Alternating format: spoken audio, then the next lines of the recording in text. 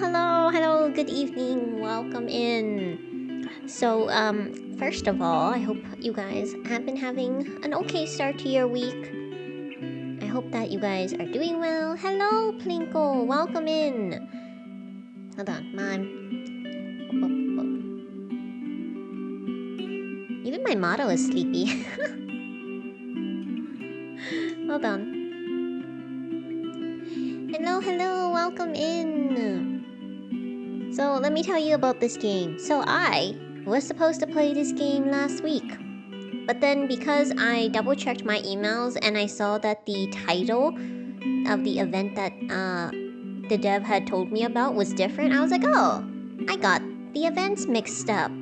I guess there's gonna be another event with said name later. And the thing is, the difference was they both had story in the event name. So I was like, oh, it's a completely different event. Gosh, and then I changed my schedule. And then I found out they were the same event. And I was like, oh no.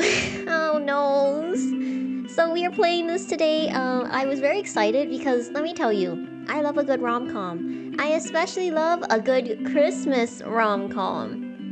Some of the best rom-coms are Christmas rom-coms. My favorite, While You Were Sleeping. It's a great one. Very lighthearted, very fun, very silly. But it, in the end, is a lot of fun. I really enjoyed it. So for me, I was super excited to play it today. I also forgot that Paralyzed came out, and as someone who used to play The Sims, and one of my favorite things, like I really wanted to do what is it? 100 baby challenge in The Sims, and I was gonna make all the different characters, and I really want to do that again. But the thing is, The Sims didn't really run well on my computer, and I don't know if you can see some of the VODs. The VODs were terrible, only because my computer at the time could not handle the processing. So it was so laggy, so crazy, even though I was only using a PNG tuber. I want to bring that back sometime. I think it'd be a lot of fun. It'd be really crazy silly as well. But Paralyzed came out, I did get it because, and fun fact for you guys, if any of you have House Flipper, if any of you have Outbound, if any of you have, I can't remember the last game, there are currently 3 games who are doing bundle sales with Paralyzed. Because I had House Flipper, I got an additional $5 off because they are doing a bundle sale. You get an additional 10% off. So, if you are interested in Paralyzed, and if you have any of the games I have mentioned, you can check it out for yourself as well. You could potentially get an additional discount.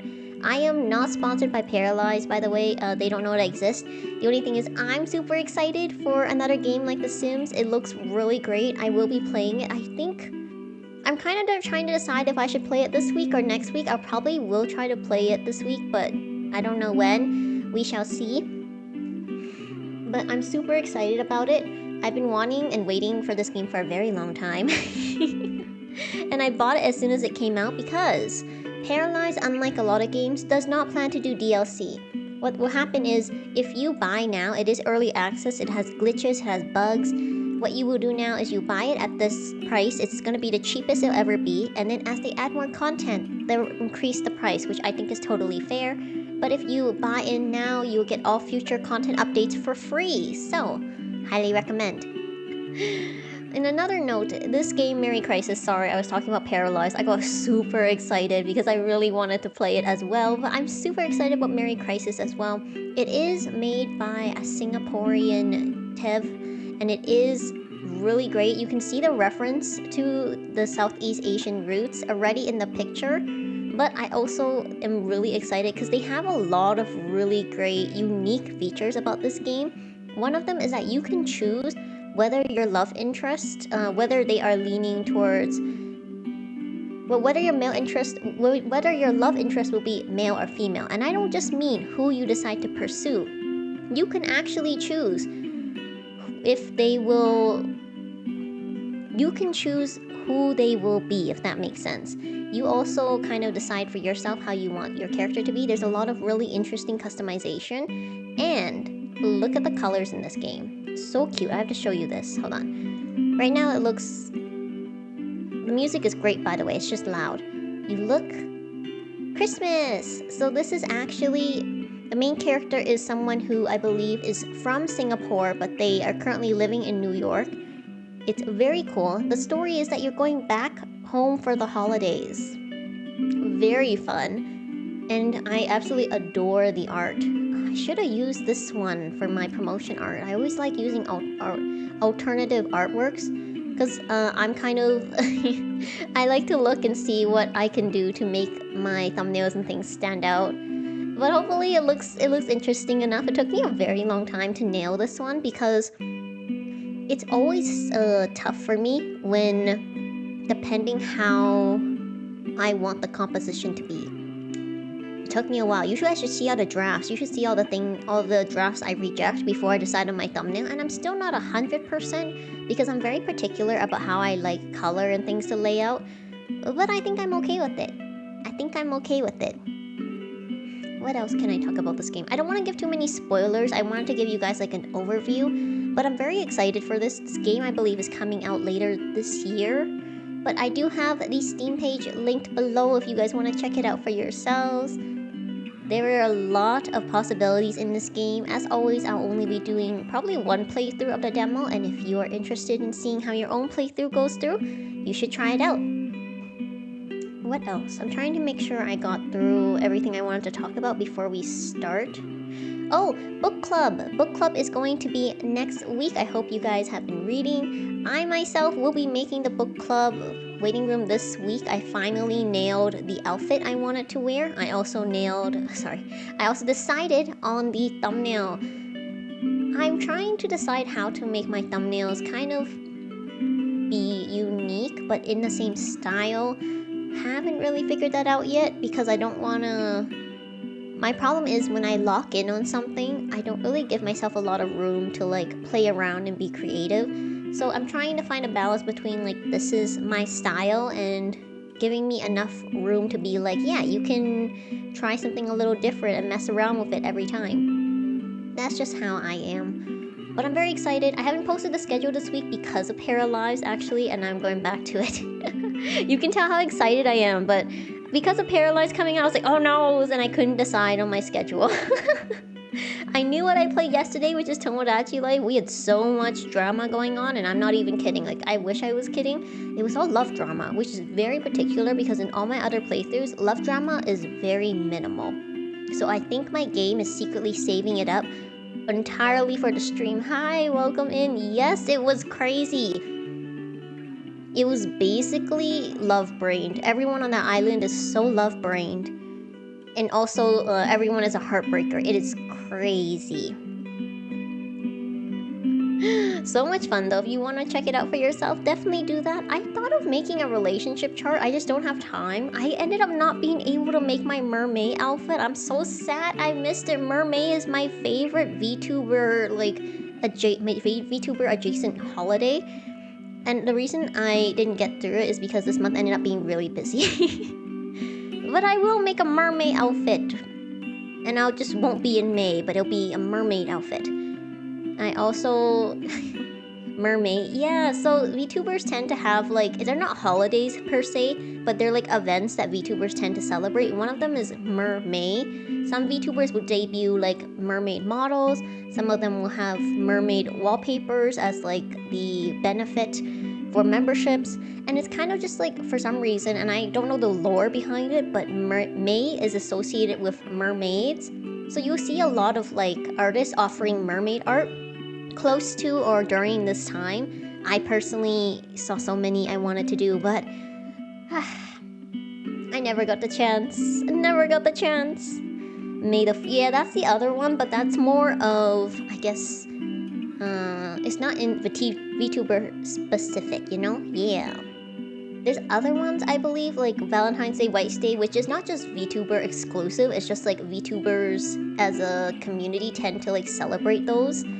There are a couple of others. I believe there's like a Bunny Girl Day, Cat Day, there's like, there's a bunch. I only know mermaid though because I love mermaids. And I actually could make like a mermaid outfit, mermaid model-esque. I haven't figured it out yet, but basically, this model does come with tails, including a mermaid tail. I could have wanted to, planned to. I just need a little time. Because my priority right now is book club and my general streams.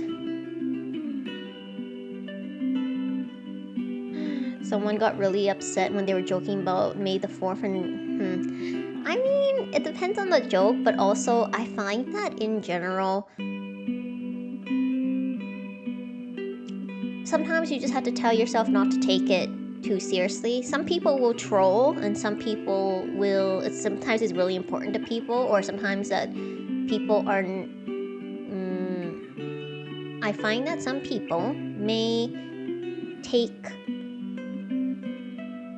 comments or critique on certain topics personally, and it does take a long time, but you do have to, I do hope they eventually learn that it doesn't have to. It doesn't have to.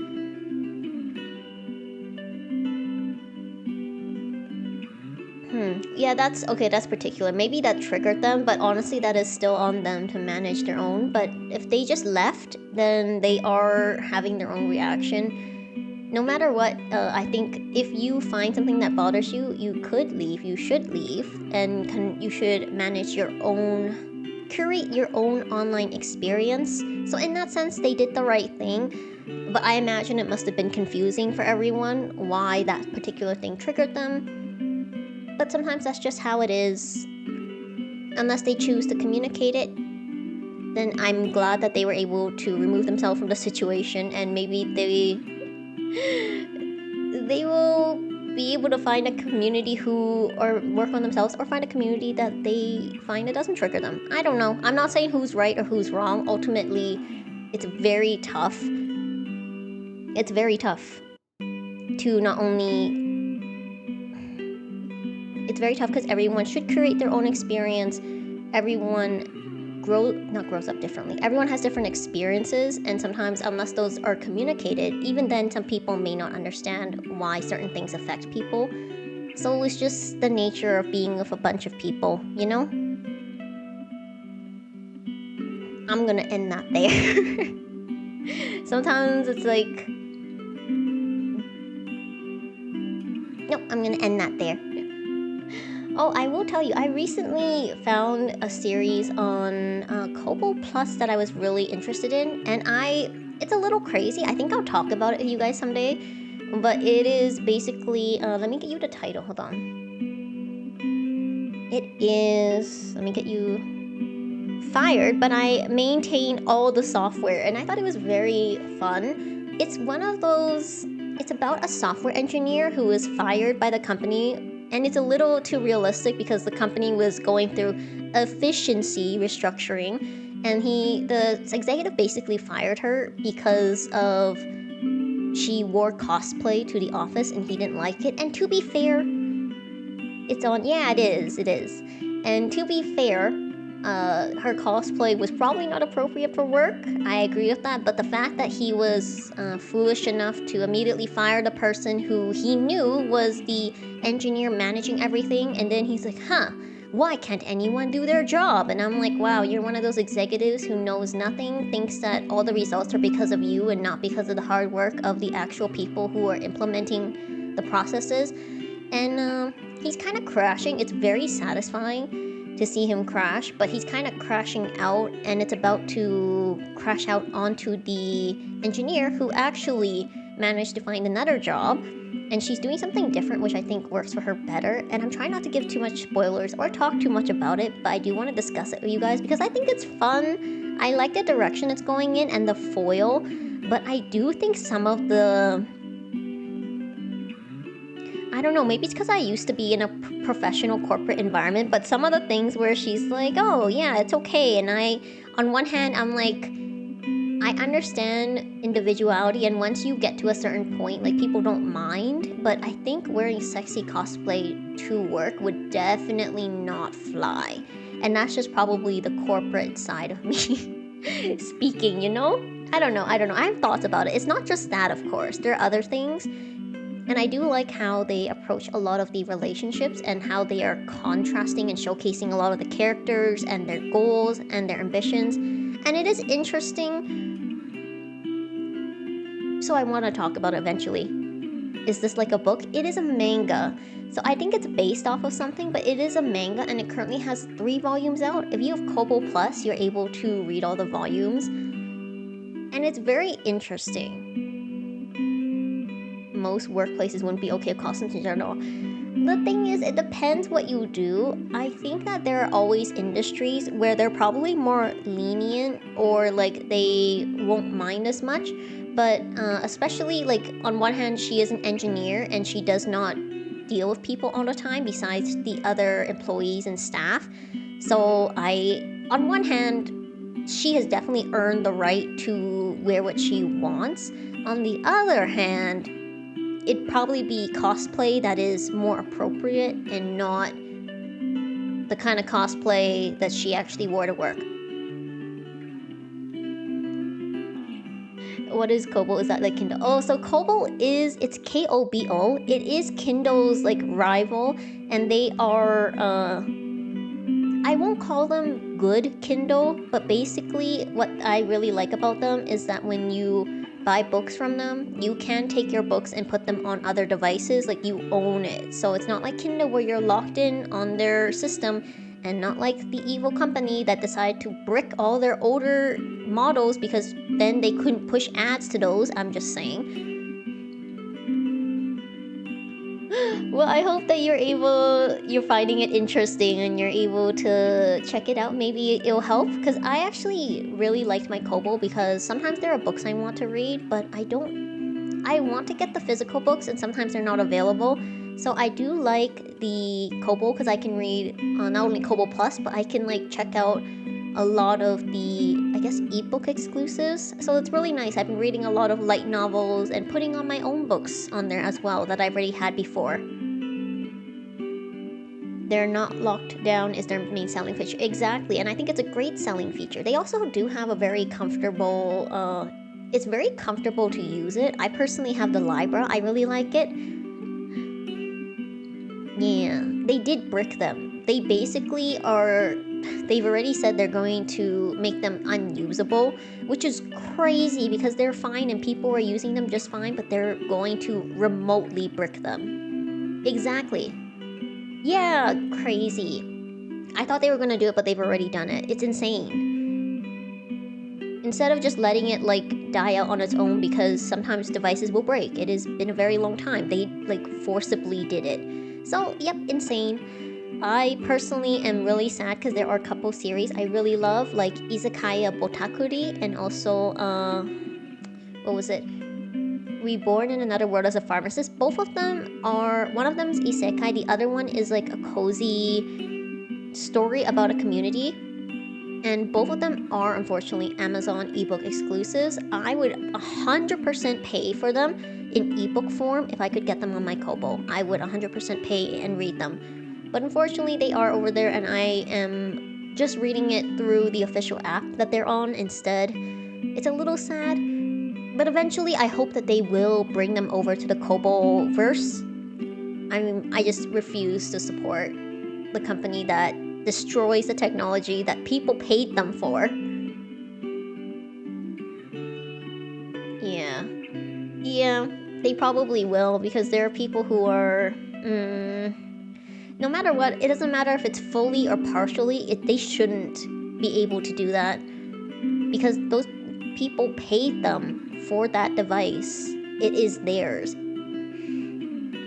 I'm annoyed just thinking about it, but yeah, go Kobo. Go literally anyone else that will not do this to your device.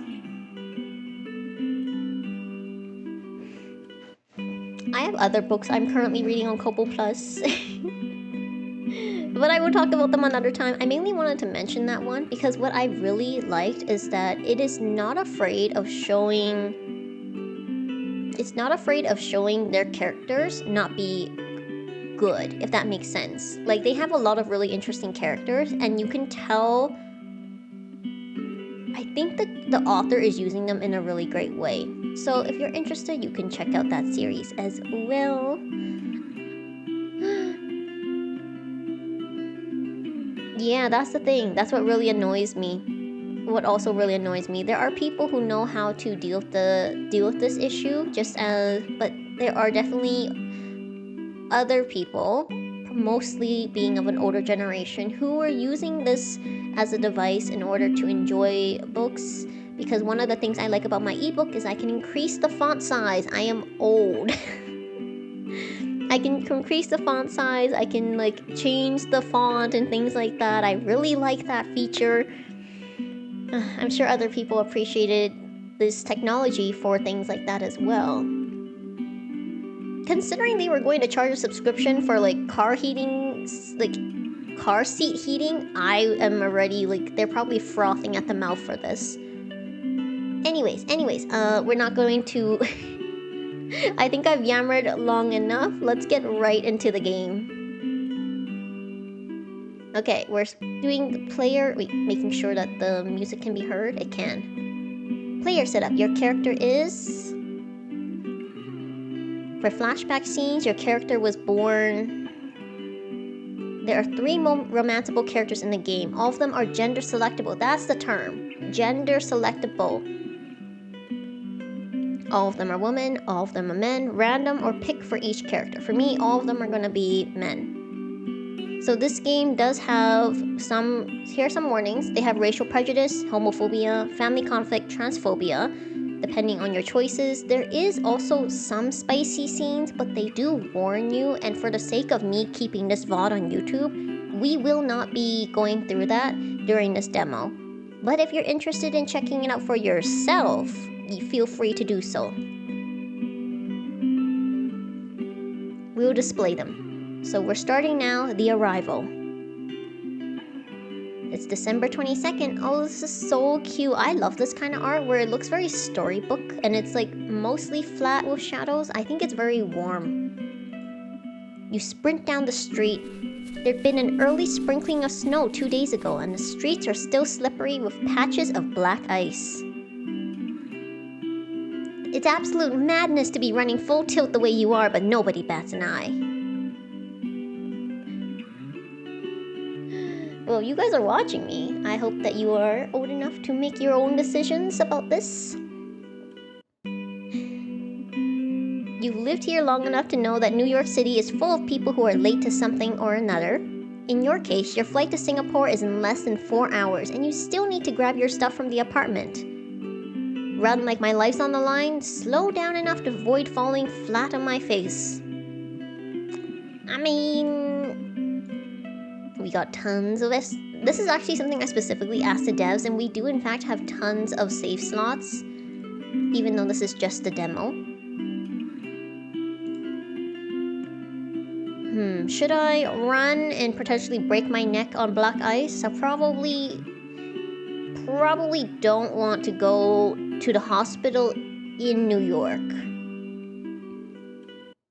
You figure that if you end up as roadkill, you definitely won't make it for Christmas dinner. Your mother's already mad enough that you're visiting for only a week, so you don't want to know how she'd react if you don't come home at all. You're a yard from your apartment building when 2 very familiar hairy things burst out at the front door and charge towards you. Doggos! They leap straight at you, yapping noisily, knocking you off balance. Oh, too much for that. They have nice hospitals. Oh, yes. You take a step back, right into a patch of ice. You flail frantically in the blind hope of catching a nearby railing. Fortunately, someone catches your arm before you face plant into the sidewalk. Look at him, all smug after he almost caused me to lose my head. It's Nat, your housemate. I'm so sorry. Keyhole and Liz dashed out before I could clip their leashes on. You can tell they're nice because... That's one way to put it. Liz wags her tail and beams at you, while Keyhole gives you a smug smile, completely unrepentant despite their role in your near-death experience. See that? I knew. Aw, I'm never too busy to give the dogs a pat. Give Nat, I keep calling him Nate, a quick nod and wave before continuing on. We're gonna save. Ooh, don't quit. We're gonna give the dogs a pat. You technically have no time to spare, but you've never been able to resist these 2. You toss a toy bone for Liz, then give Keyhole a pat. Liz scampers off happily in search of the bone, and Keyhole gives you an imperious bark of satisfaction. Nat watches you, gaze lingering, expression hovering somewhere between fond and sad, and something you still don't have a name for. Even now, his voice carries a warmth you spent the past few weeks trying to forget. That's our ex, by the way. 4 weeks ago. The breakup had been amicable, mature. Oh, I love this kitchen. I love the brick, the white brick, red brick, and then the green cabinets. So cute. You've both simply been moving in opposite directions, or so Nat had put it anyway. You stand in the kitchen of your shared apartment, reeling from all that been said and left unsaid. The radiator hisses unevenly in the corner, working overtime to fill the silence. A half-drunk mug of tea sits between you, long since gone cold. You'd sense that Nat hadn't been happy for a while now, but you hadn't realized it had gotten this bad. Breakup bad. Are you even happy with me? Deep down, I know I haven't been happy. I'm not unhappy, just too busy and distracted. Well, that's dark. Not dark as in bad, but like, one of those, like, when you have to actually sit down and think about, like, have I been happy? One of those moments.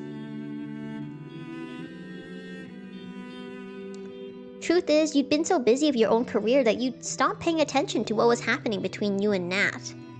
Perhaps in some ways, you'd willfully refuse to see the warning signs because you thought your relationship with Nat was too good to fail. The last 4 years of Nat had been some of the best years of your life. Stupidly, naively, you had genuinely expected those good times to last forever. Nat reaches over and takes your hands in his, smooth and warm and big-knuckled. It's a gesture that's so familiar it makes your heart ache. I love you, but we can't keep going on like this. Something sharp and desperate claws at your throat.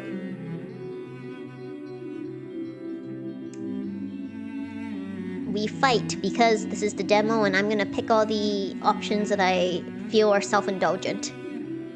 You don't want things to end like this. Can't we give this one last try? Nat wavers. For a second you think that maybe it's not too late to save this, but then Nat takes a deep breath and seems to steel his resolve. He shakes his head sadly. How many last chances have we given this? You bite your lip and curl your fist. Your nails dig deep into your palms. You wish you could pull Nat in, hold him tight, and refuse to let go.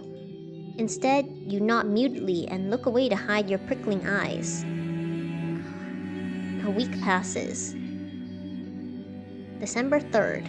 You're still living with Nat in the same tiny apartment. You've already packed your things into neatly labeled boxes and you've been scouring websites for apartments to rent, but New York City rent is sky high. As a late 20-something-year-old without much savings to your name, there just aren't many options.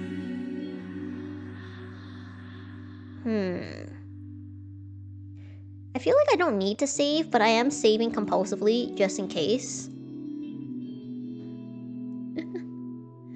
Oh boy, yeah. But you know the best rom-coms start with a breakup.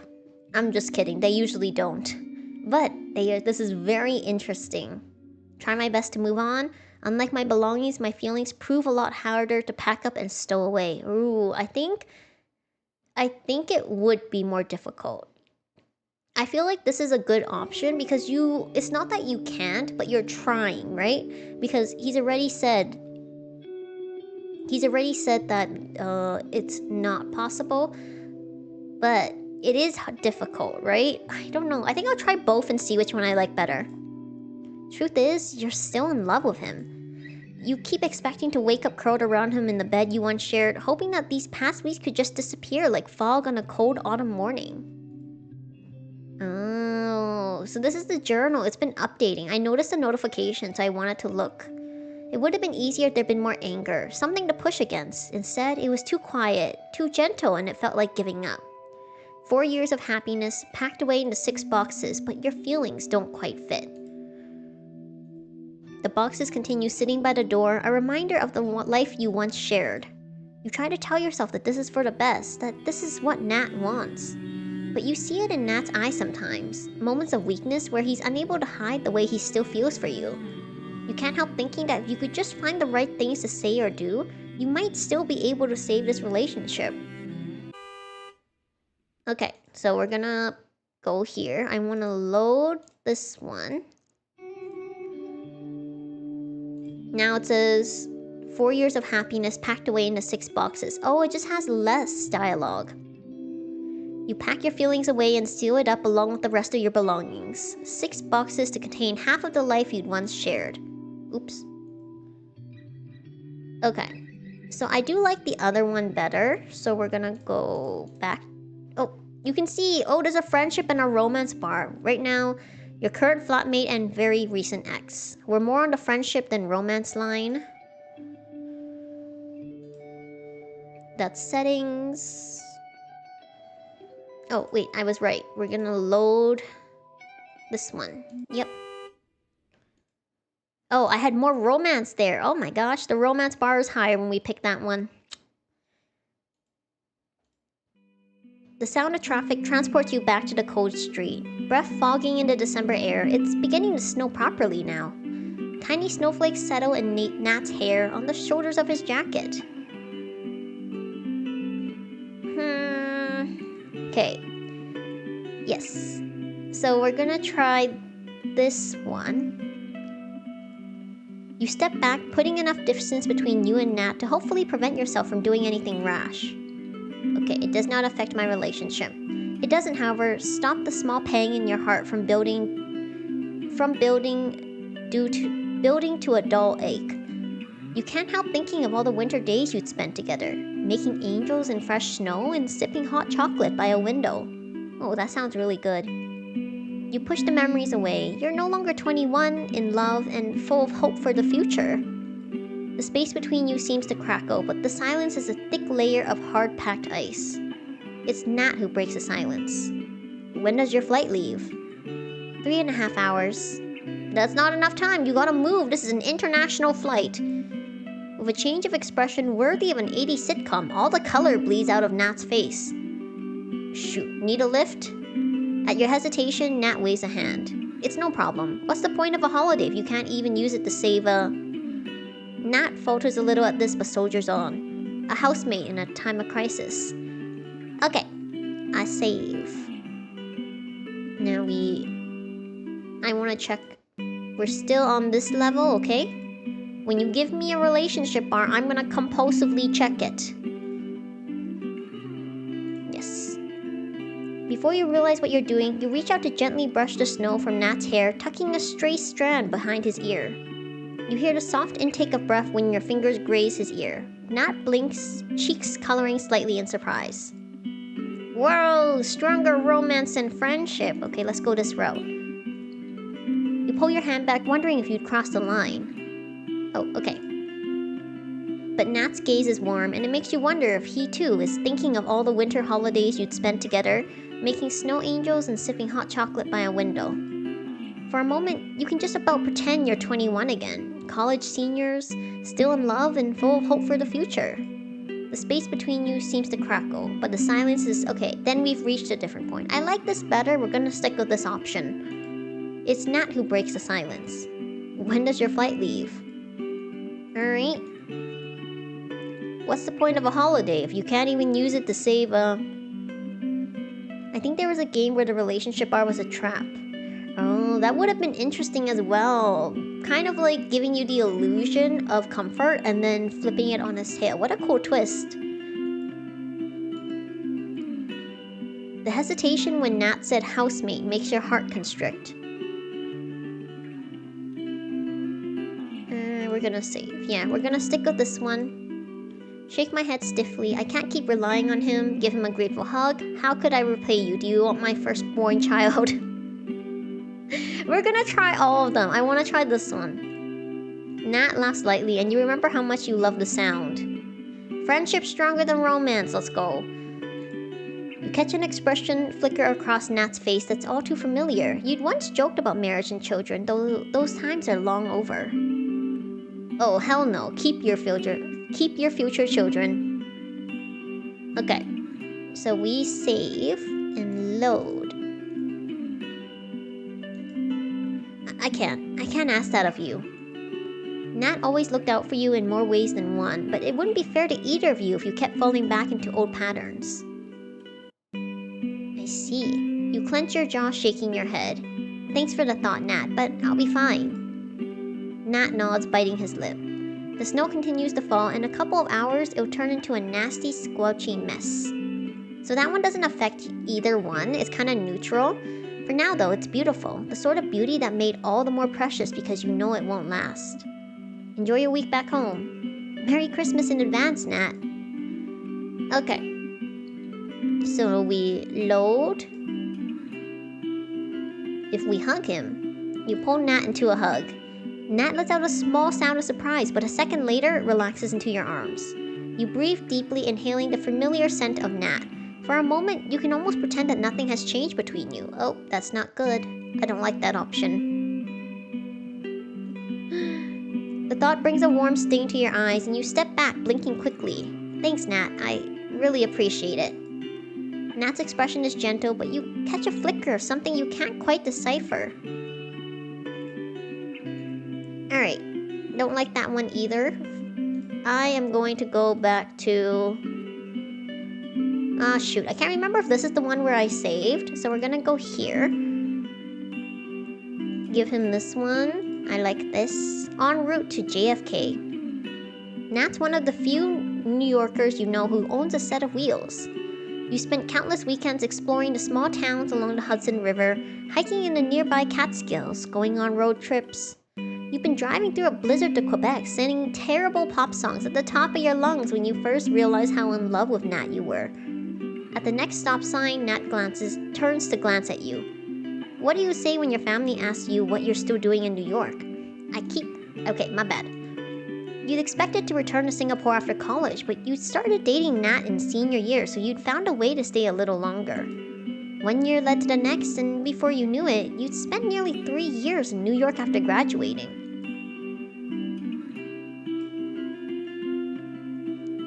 Okay. I do miss Singapore. Sometimes I wonder what I'm still doing here. Even without Nat, New York's starting to feel like home. I honestly don't know enough if she likes her career, if she misses her family mostly. I think it's tough.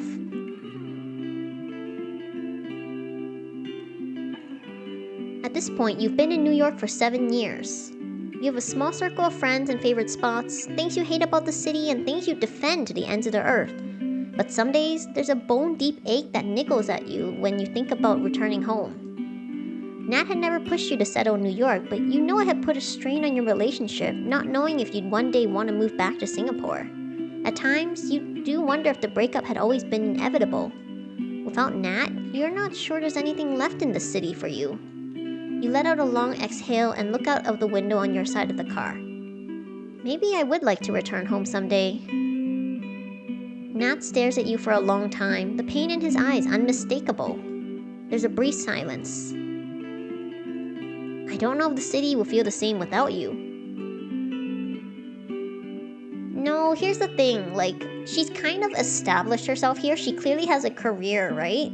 But he broke up with her probably because there was always an unspoken conflict, if that makes sense.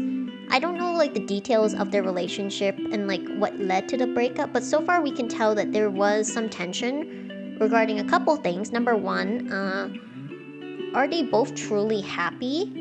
And maybe part of that was because he knows that she is away from her family, and maybe because she's never said how do I say this? Maybe they've never truly discussed how their future would look together.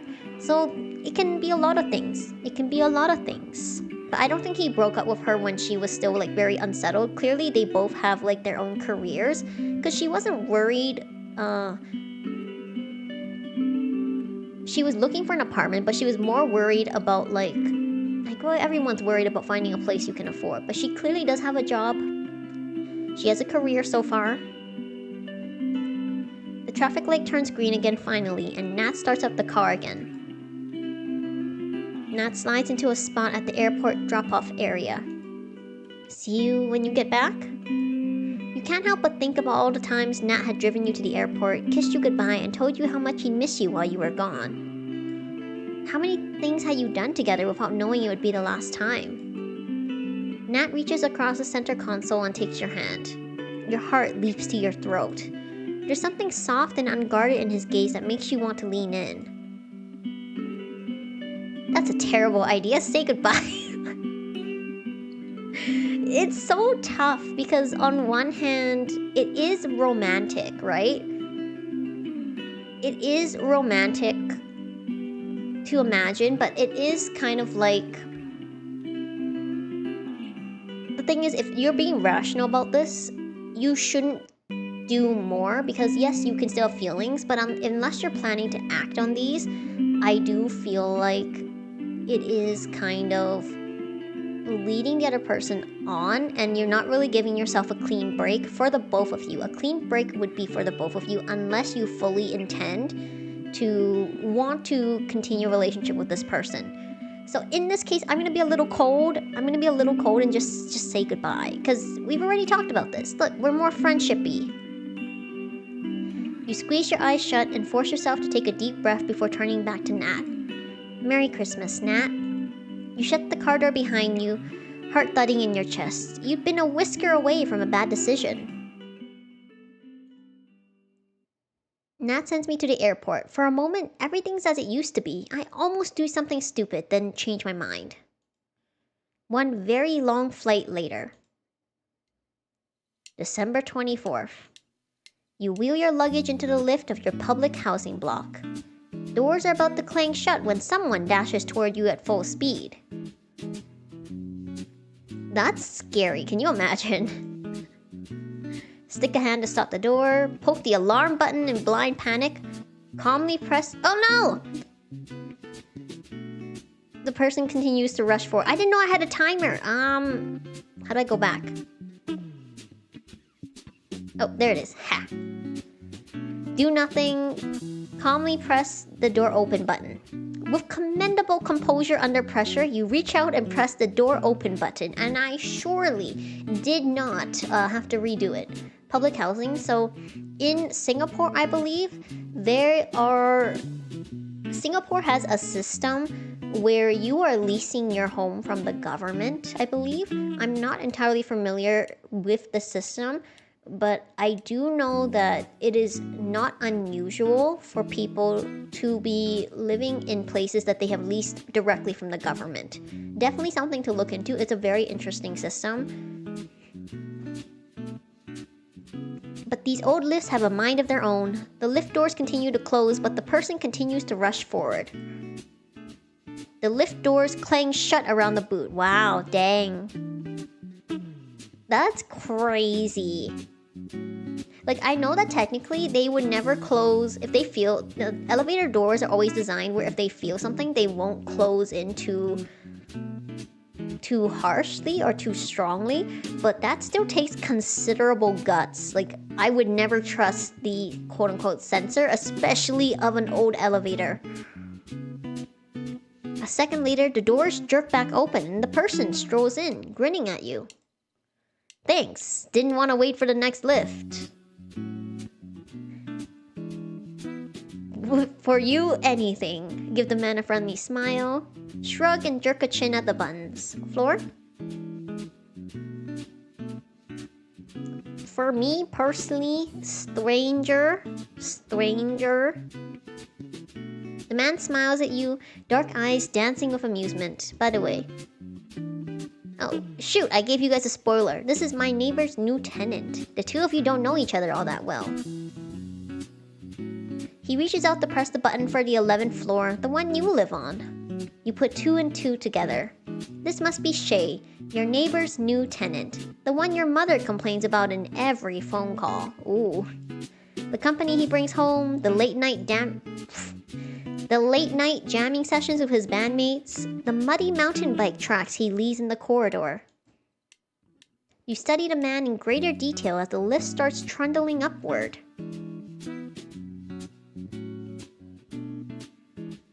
Oh gosh, was there a video like that? That is crazy scary. Yeah, I would never do... Oops, go back. You study the man in greater detail as the lift starts trundling upward. He's wearing ripped black jeans and a sleeveless red tee which shows off strong shoulders, defined muscle, and tan, sun-kissed skin. There's a guitar case slung over his shoulder. When you return your gaze to the man's eyes, you realize you've been caught staring. He winks at you. Like what you see?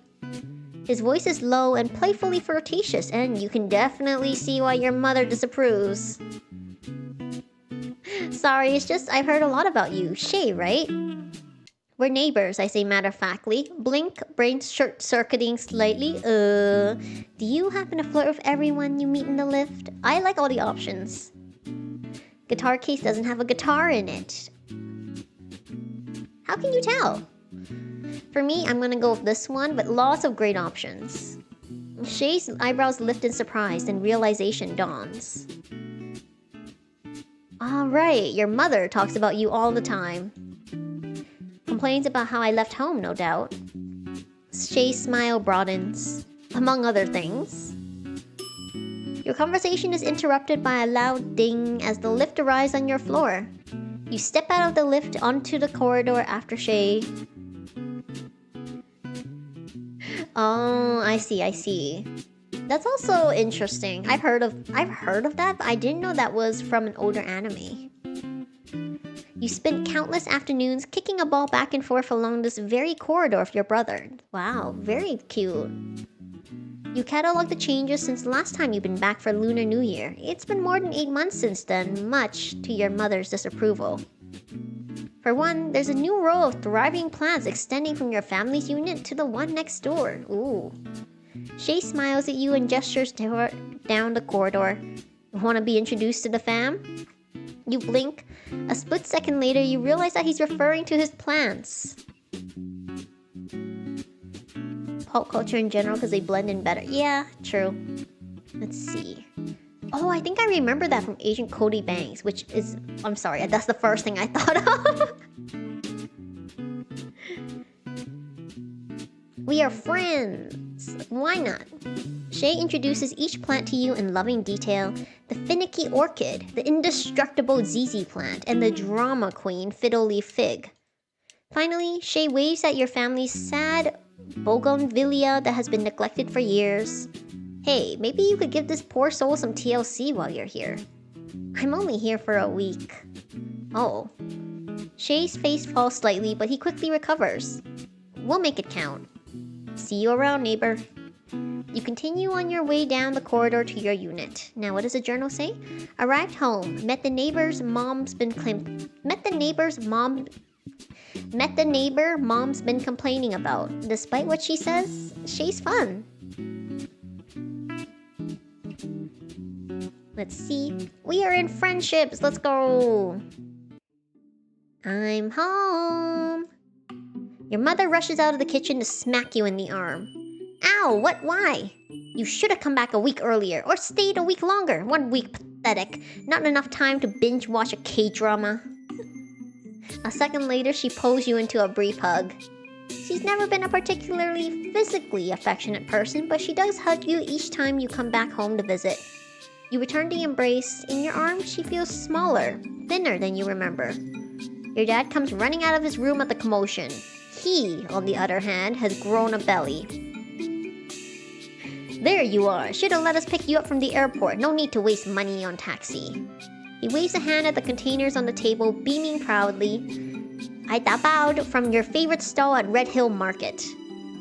Tapao is takeaway, by the way. It's like take home or like pack up. Your mother frowns accusatorily at you, taking in your ravenous expression. Sometimes I think you come back for the food more than us. Your dad shrugs. I'm happy as long as something works as bait. Where's D? And D is younger brother. He's out hanging out with a friend. Again, on Christmas Eve. She makes apostrophe marks of her fingers at the word friend and shares a meaningful glance with your father. You take this with a pinch of salt. Your mother has a habit of simply assuming things that she'd like to believe. And yet she had done the opposite of Nat. continuing to refer to him as a flatmate months after you told them about your relationship. Yep, okay. You suppose it was just easier than confronting the fact that you were dating a Black American instead of a Chinese Singaporean. Before you can sink further into these thoughts, the front door swings open violently. Your younger brother tosses his socks and bag by the gate and sashays into the house. Oh no, if my brother had done that, would have had him pick that up so fast. Hello, something smells amazing. Can I have some? Your mother rolls her eyes and mutters something about bottomless stomachs, but waves everyone over to the dining room. Okay. Elbow my brother smirking. Mom thinks you were on a date. Nod at him slightly awkwardly hi. Smile at him, sup. We used to be close, but we've grown apart since I left.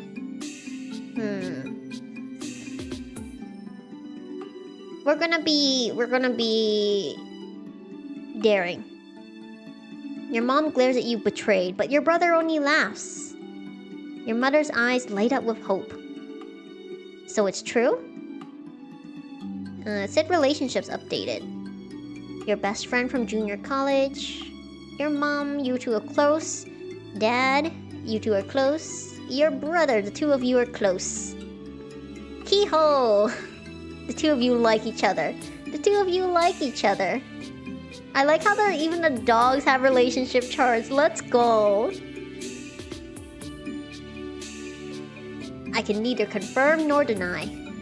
Your brother plunks down in the seat next to you. Every time I see you, you look even older than I remember. That's exactly how aging works, genius. Sucks to be you. At least I'm not the one getting dumber every year. The two of you grin at each other. You'd never admit it out loud, but it's good to see him. For the first couple of minutes, there's only the sounds of utensils scraping as all four of you practically inhale the food. It's truly the best thing you've tasted in weeks, maybe months. After the feeding frenzy has died down, conversation resumes. So, how have you been?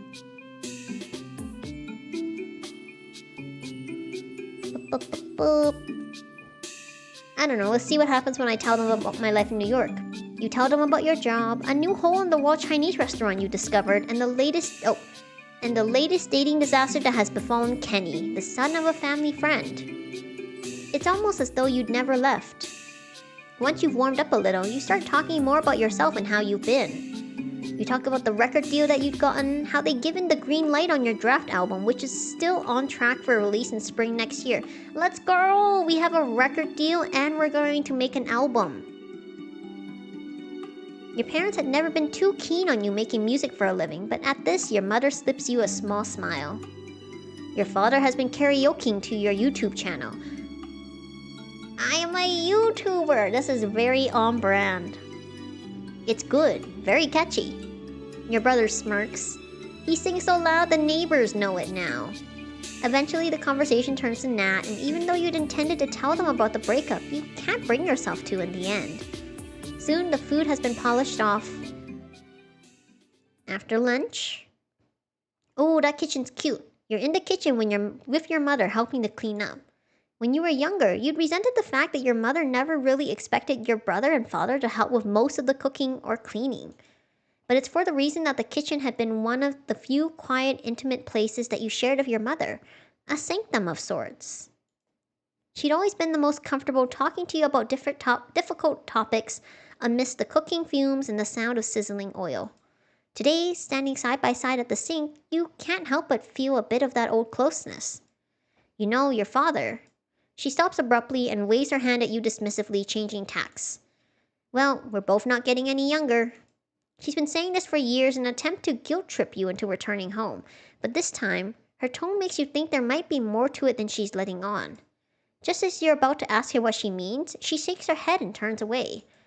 Your mother walks off to tie up the garbage into a plastic bag. When she returns, her expression had softened into a smile.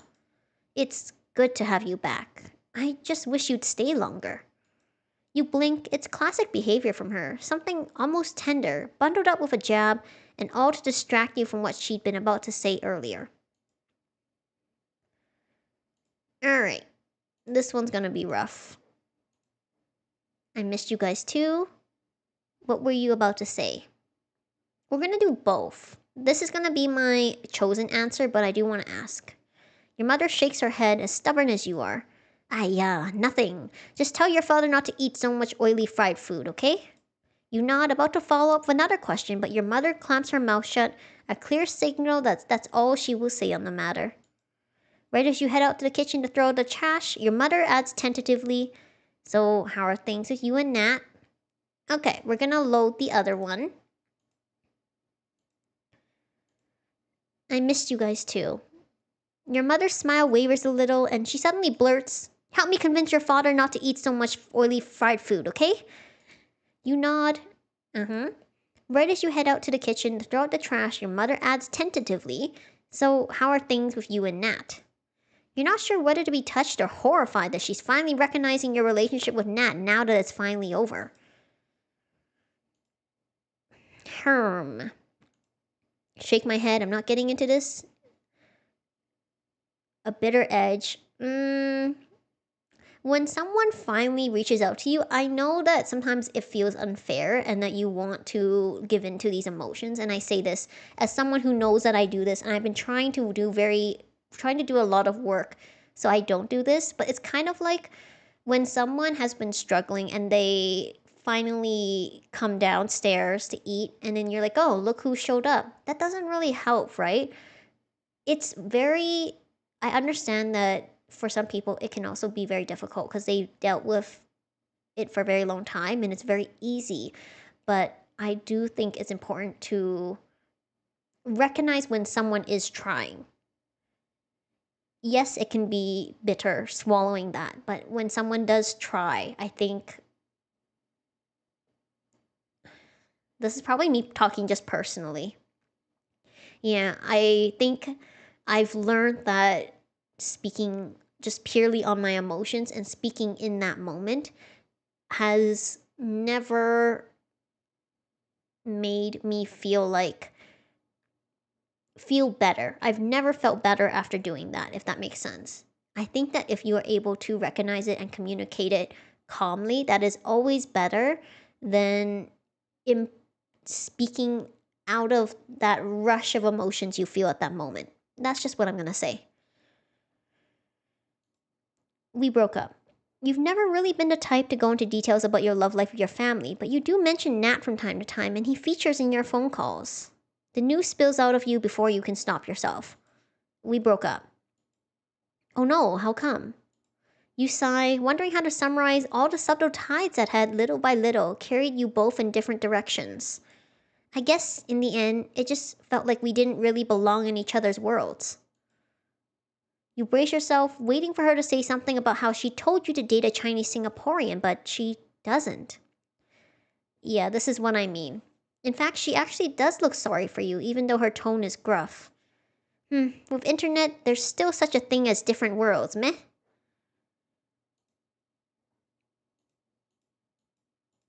Yeah, we're still very close. You draw in a long breath, then shrug. Honestly, you're surprised at how your mother's actually trying to talk to you. That's new. The two of you stand wordlessly in the kitchen for a while until finally you grab the trash bag and head out. This is why I feel like when you try to take that moment and just communicate, which can be very difficult, I've always appreciated that more from myself. The subtle signs. Yeah, there's probably been a lot. Every time I visit, I'm reminded of how long I've been away. Mom asked how Nat was doing. Feels ironic that we broke up just as my family's starting to acknowledge the relationship. Just as you're rounding the corridor to the shared rubbish chute, you bump into Shay. He's repotting one of his plants in the corridor, humming a little tune as he works. He pauses and looks up at you as you walk past. He brightens and gives you an enthusiastic wave, nearly flinging a couple clods of mud at you in the process.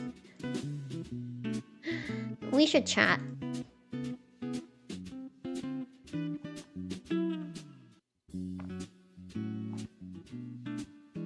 Almost forgot. Really important to hydrate whenever I do these readings. A Knicks fan. I think it's a basketball team, I can tell. You draw a little closer. Are you singing to your plants? After carefully setting the plant into its new pot, Shay straightens up and smiles at you. Or to you if you'd like. To your surprise, Shay actually begins to sing the chorus of the song he'd been humming, his voice oak-timbered and rough-hewn. You roll your eyes but can't help smiling. Alright, save it for the fiddle leaf fig. I've been meaning to ask for your number. Click my tongue teasing, just like that? No dinner date first? Sure, but if you piss me off, I'll pass your number to my mom so she can rant at you. Nah, I'd rather not. It's an American number anyway.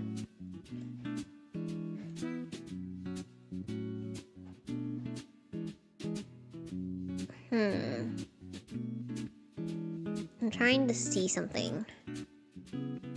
No. By the way, this is a spoiler, but he's my favorite. Number 2 seems fun. Number 2 is my favorite. I saw a little sneak peek, and I like it. Shay lets out a throaty laugh. Huh, thought your mom was bad enough, but I see you've inherited all of her ruthlessness. Don't get on my bad side. After you've keyed in your number, Shay adds, I'm playing a Christmas gig tomorrow, wanna come? We just met 5 minutes ago and you want me to spend Christmas with you? Shay winks at you. Great music, drinks on me after. What better way to spend Christmas? Anyway, no pressure, I'll send you the deets and you can decide later. You nod, mulling it over as you head back into the house. You can already hear your mother in your head, grumbling about bad influences who drag you out to wild late-night parties instead of spending time with family on Christmas. Junior college. Oh, after dinner that night, you get a call from Junie, your best friend from junior college. I heard something and I was like, wait, what? You're back in Singapore, finally! I stare at a picture of you on my phone once every couple months so I don't forget what you look like. You laugh, you've been friends for years so you know just how dramatic she can be. That's creepy. Also, I literally just video called you a month ago. Still, you got plenty to update each other about. Eventually, the conversation loops around to the class reunion scheduled for the day after Christmas. By the way, Chu just confirmed that he's coming to dinner. Your heart twists. It's been nearly a decade since you'd last seen Chu. Feels as though you'd met each other a lifetime ago now. 8 years ago. You're at a party with Junie and her boyfriend Tech at a fancy pool party house. At some point between the rowdy drinking games and chit-chat, you wander out at the pool alone for a bit of a breather. You get a couple of seconds of blissful solitude before someone else slips out the back door and joins you. It's Cho. You've seen him around in school and seen his name on every single dean's list since the dawn of time. You know he's got a reputation for being aloof, but you've never really spoken until today. Needed some peace and quiet? You laugh and raise an eyebrow at him pointedly. Yeah, well, I'm not gonna get it now. The conversation starts small. School, mutual friends, favorite bands. Then somehow, the momentum sweeps you both along with it. Cho listens more than he talks, and his attention feels all-encapsulating. Time passes in the hazy blur, thick and viscous. You keep talking longer than you'd planned to. People occasionally come in and out of the back door, but you barely even notice. For who knows how long, nothing pierces the bubble that forms around the two of you. Eventually, though, the party begins to empty out, and the few remaining people come streaming out of the house. Suddenly, there's a loud whoop, and the host dives headlong into the pool with a massive splash. A second later, everyone hoots and plunders in after him one by one, cackling and cheering erupts around you. Alright, it seems the madness is starting. I'm heading home. You? Hold on.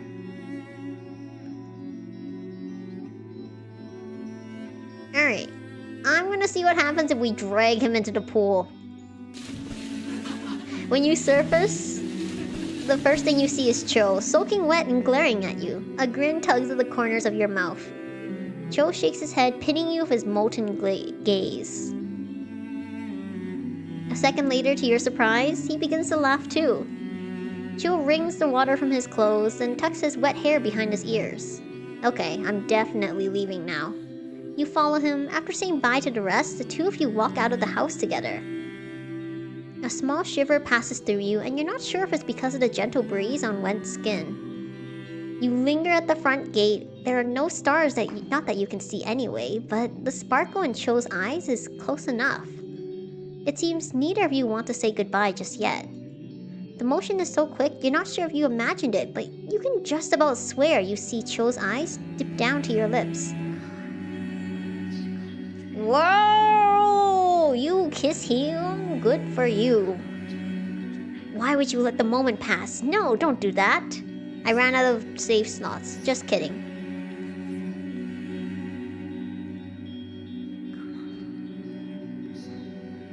This is daring. We're gonna see what happens. I'm probably gonna do this one though. One thing had led to another tonight, but you certainly hadn't expected it to lead to this. The kiss is bruising. His hands come to grip your hips and the world swirls all around you. When he finally pulls away, he's breathing hard, eyes still dark with desire. Weeks pass. Hold on. Hold on. What you mean?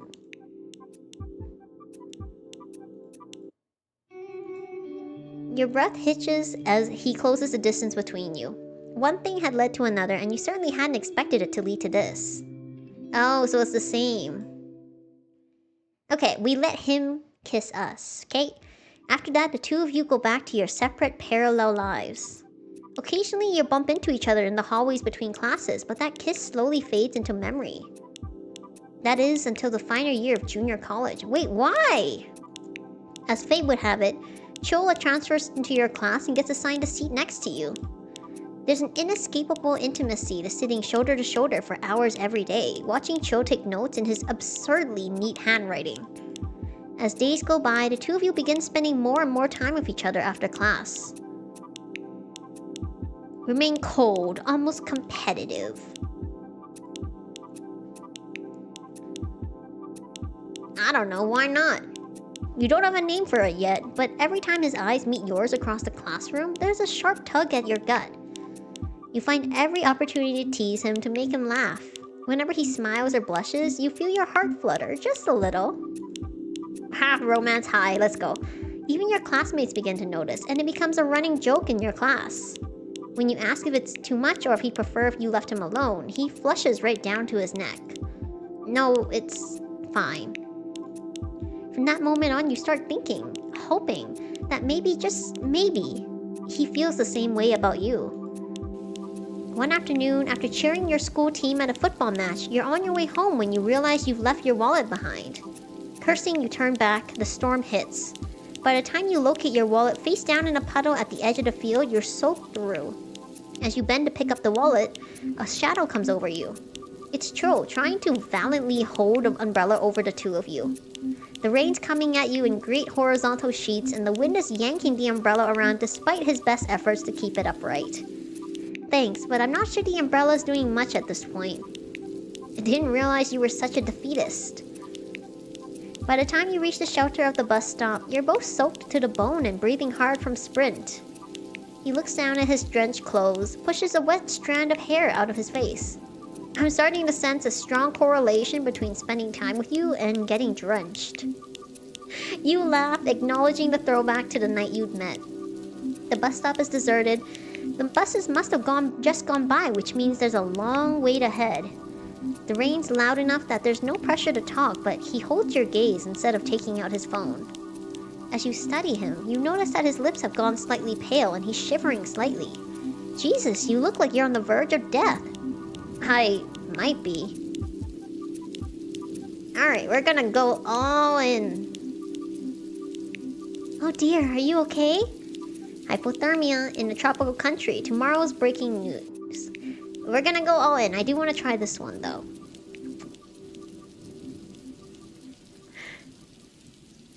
Cho blinks and arches an eyebrow. You see a spark of amusement in his eyes.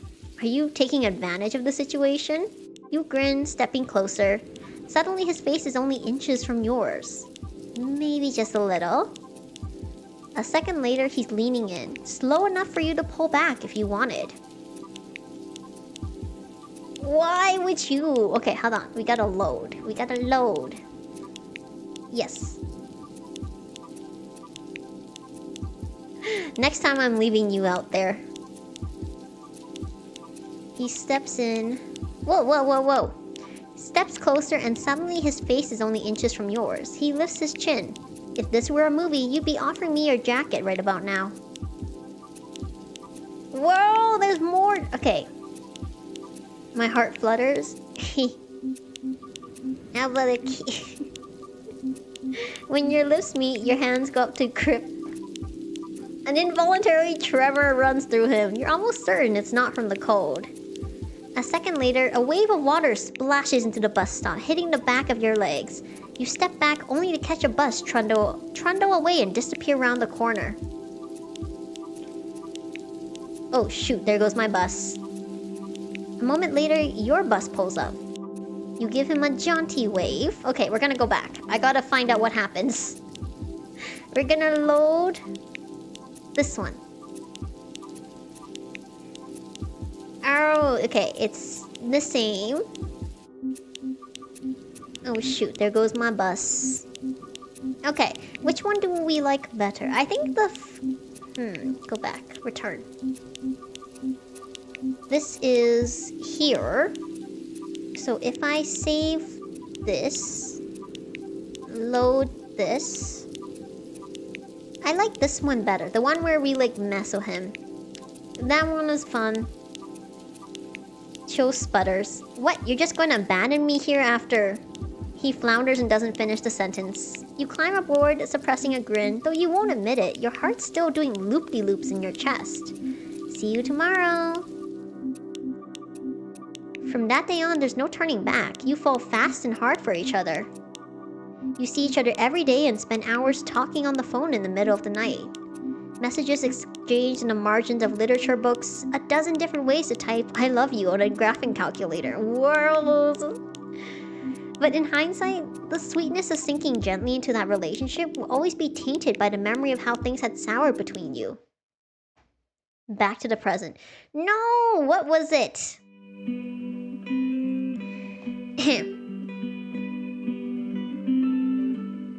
Junie clears her throat, reminding you that she's still on the phone. Oh, wow, that was a very long flashback. My bad. You mean you didn't see that, Junie? Oh, no.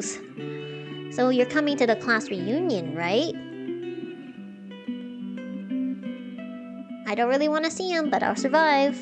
I'm over him. The thought of seeing Cho again makes my heart twist in complex ways. Hold on. Oh wait, this one. Yes, okay. I'm gonna see what happens if I say I'm over him. Okay, more friendship. You two of you haven't spoken in years, and any relationship you once had with each other is over. You'd stopped dreaming about him sometime around your second year in New York, stopped itching to look him up on social media to see what he was doing. Now you'd like to believe it's all water under the bridge. Okay. So now we load. Wait, no. Save here. I'm kind of debating if we should do that, because technically we weren't in another relationship. The thought of seeing him, it's been years before you stopped itching to look him up on social media to see what he was doing. Now the curiosity resurfaces. Your relationship is complicated. Oh, we rose this one a lot. This one dropped. Maybe you wouldn't be feeling like this if you'd still been happily in a relationship with Nat. But now, single again, you can't help but let yourself wonder what it would be like to see Cho after all these years. Would he be dangerously similar to the person you'd fallen in love with as a teenager? Alright, I like that better. But we still are gonna load this last one so I can see. Even now, the thought of meeting him sends a wave of painful memories through you. It had taken you years to stop dreaming of him, stop itching to look him up on social media to see what he was doing. You don't want to reopen old wounds if you can help it, but you do want to see the rest of your classmates, so this one doesn't change anything. You'll be damned if you let him take that away from you too. Okay, so that's interesting. I will pick this one though. Junie Junie's exclamation, I don't know, maybe I'll see why they broke up and I'll be like, dang it, I don't want to see that guy ever again, but for now, I'm interested. Junie's exclamation nearly blows out your eardrums. Fortunately, you'd had the foresight to hold the phone an inch away from your ear. Having extracted your promise to attend the reunion, Junie hangs up a little while later. You fall asleep that night with your mind still swirling with memories of a life you thought you left behind. Ooh.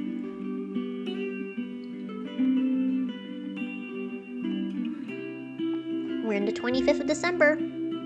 The rest of Christmas unfolds the way it usually does. Hectic, noisy, your extended family asking you too many questions you don't have answers for.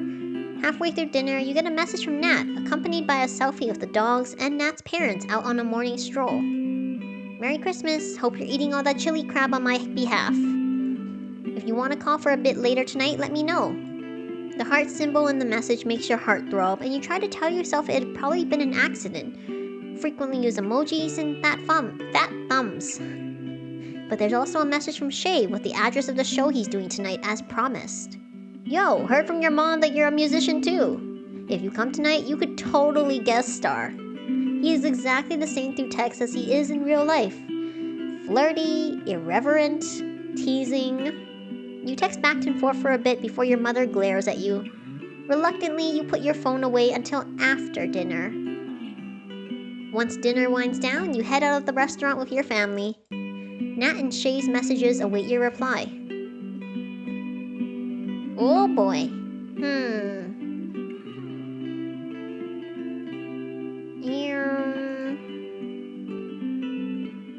Right now... Whoa. Friendly terms. You might still be in love. That is rough. I think probably not call him. I mean, here's the thing, it's very complex. It's very complex. I don't know, maybe he's still a jerk. But I think it'd be better to not give in, you know? You text Shay to tell him that you'll be there and make your way to the address he'd sent. At the live music venue, you soon arrive at Fat Dog Brewery, the roadside burger place and live music venue where Shay and his band are performing. I will say I'm also being opportunistic because if I just got a record deal, and if I am going to have an album come out soon, definitely good promotion if I am found on a video on the internet performing, you know? Good for me. This is very self-serving. I do like the music though. There's an open-air patio with high tables and fairy lights strung along the sides. Wow, hold on, that's very loud. Okay.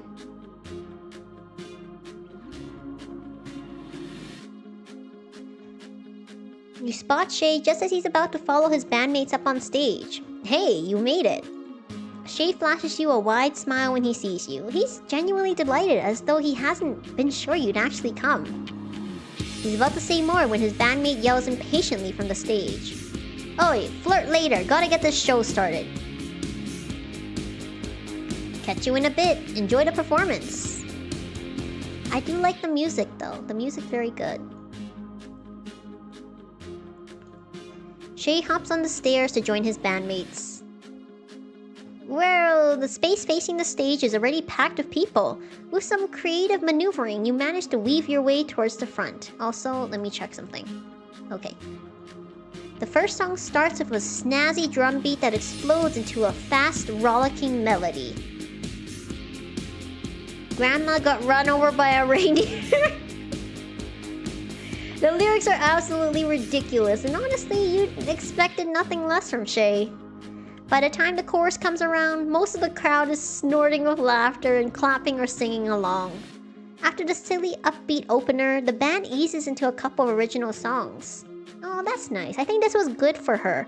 She kind of needed this after like the rough kind of day and all the rough reminiscing she's been doing. Your gaze zeroes in on Shay as he effortlessly works his magic.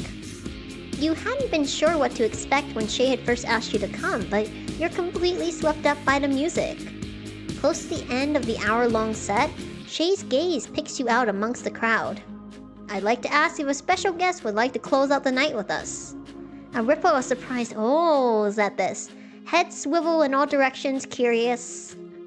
Shay shoots you a warm, playful smile, waiting for your answer.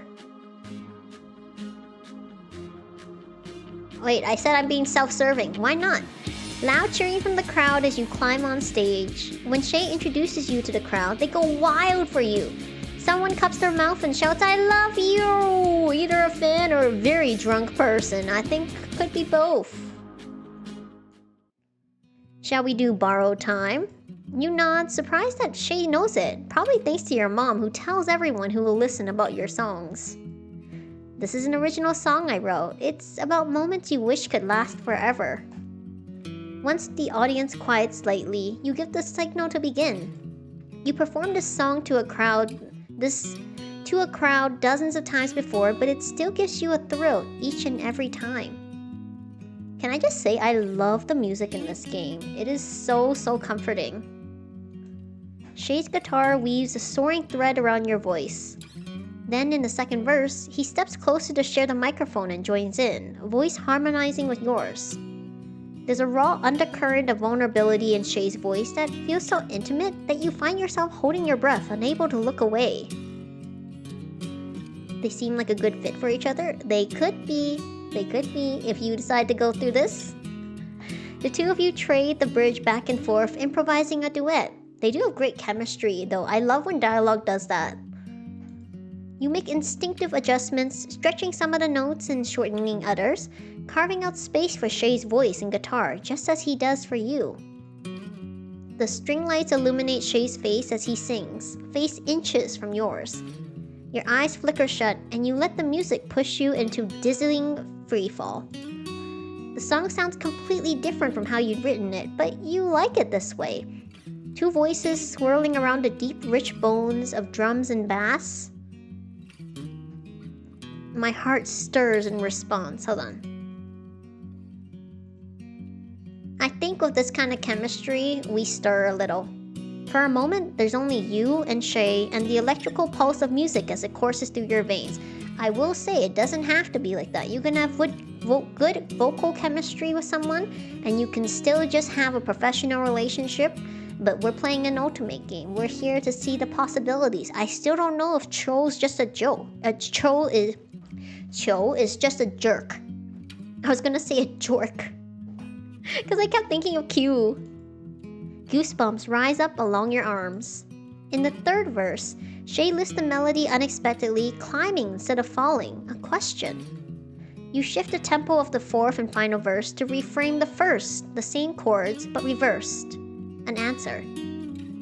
Your voice locks on the last note of the song. His molten gaze finds yours. The audience bursts into rapturous applause. You came up to stand beside Shay and his bandmates. Thank you! We are the 1 a.m. La Pac Band. Merry Christmas, everybody! After the performance, you sit down on a small stool next to Shay. You're all still sweaty and breathless, but vibrating with the all-familiar post-show adrenaline. That was amazing! You were incredible! Shay holds your gaze for a beat too long, acknowledging the moment of wordless telepathic connection you'd both felt. You can still feel the echo of that last note lodged between your ribs. You introduce yourself to Shay's bandmates. I'm Kim Sung. Lice. You blink, unsure if you've heard the name correctly. It's cause I get in your hair, and once I'm in your life, it's impossible to get rid of. Conversation between the four of you flows easily over drinks. Kim Sung is laid back and easygoing, and Lice is delightfully blunt. So, hold on.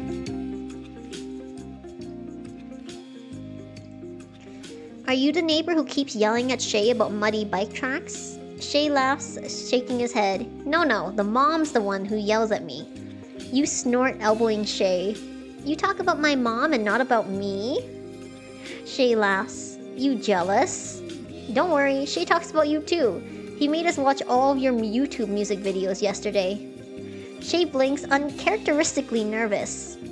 Did we do the song justice? You nod, smiling as you recall how the song had been transformed.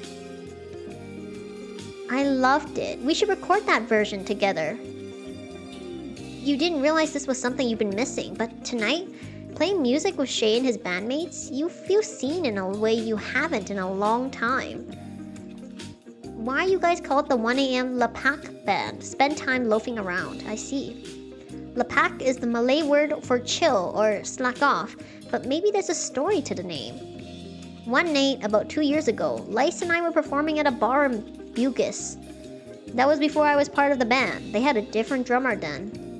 The amp blew, we were getting a lukewarm reaction from the crowd. At some point, some drunk man stands up and shouts, "Go sell insurance or something, losers!" Fast forward to after the performance, we head to a coffee shop and our drummer quits. She said, "We're just a bunch of friends who lapak and play music together. That's not a real job." You nod sympathetically. Your parents and extended family have expressed similar sentiments on more than one occasion. Obviously, she meant it negatively, but I overheard the conversation and thought it sounded like fun. He pulls up a chair next to us, we start talking, and the 1am Lapak band was born. Shay grins at you. You're welcome to join the band anytime. Lice and Kim Sung snort, and after a beat, you laugh too. I'll keep that in mind. At some point, after polishing off the drinks and food, the four of you join the throng of people dancing in front of the stage. I don't need to think too much. Let's see. We're gonna keep things casual. Shay's an exuberant, inventive dancer with moves that range from graceful to silly to downright impressive. Lice sweeps across the space like a typhoon, and Kim Sung is a little tentative but endearingly so. You dance with them till you're breathless, the world spinning around you in a whirl of color and sound. Wonder if Singapore is fun or more business. I think that depends on the experience you're going for. I've never been to Singapore, so I can't speak about it myself, but I know that they do have a combination of good entertainment and things to do, but definitely very business oriented. That's all I can say based on like what I've seen and what I've heard from people who have visited. But just as it is with any other place, that's kind of how it is, you know? There's always multiple faces to it, and it depends on how you yourself decide to experience it. Eventually, the atmosphere begins to die down, and the venue begins to empty out. You decide to call it a night. Hold on, this is getting very loud for me. Okay.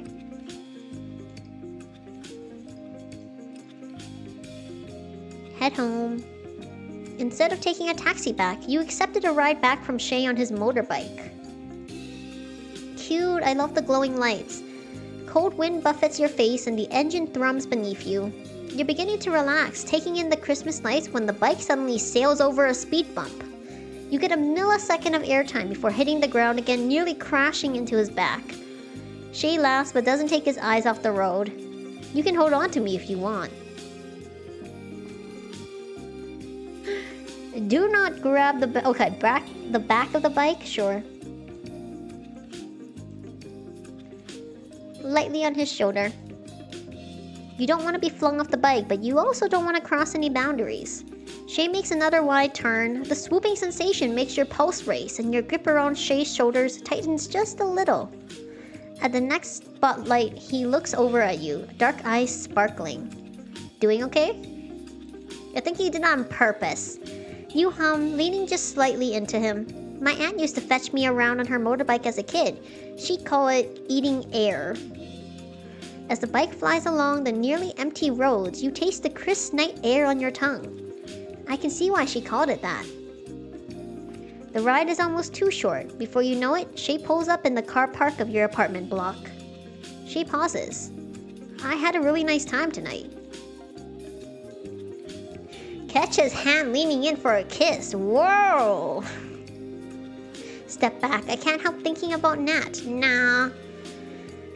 Tonight, we aren't thinking about that.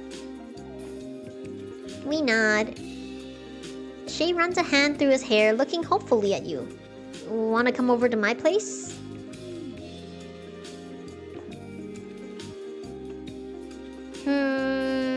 Should we? Let me think. I don't don't think that's what he means. Is it? I thought he just wanted to hang out more. Is this the Whoa! Shay's eyes light up in genuine excitement. He takes your hand and the two of you walk toward the lift lobby where you first meet. We're gonna see where this goes. Whoa! Whoa, whoa, whoa, whoa, whoa. Okay, that's not... No. I was like, oh, does he want to chat? He doesn't want to chat. Oh boy. Alright, now we know where that leads.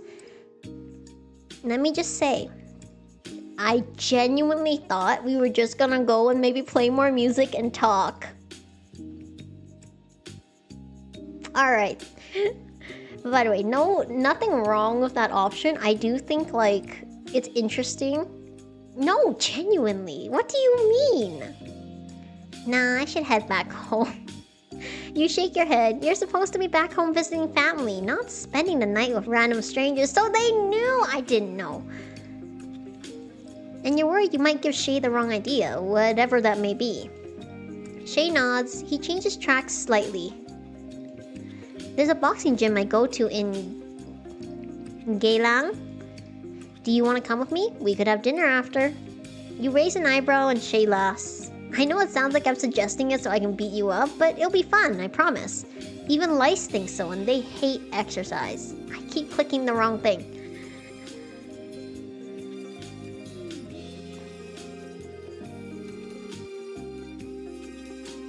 Sure, why not?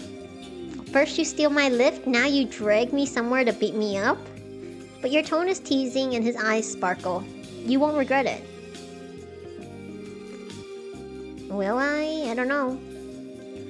You wake up to sunlight streaming in from the window. Still sleep muddled, you must have forgotten to close the curtains last night.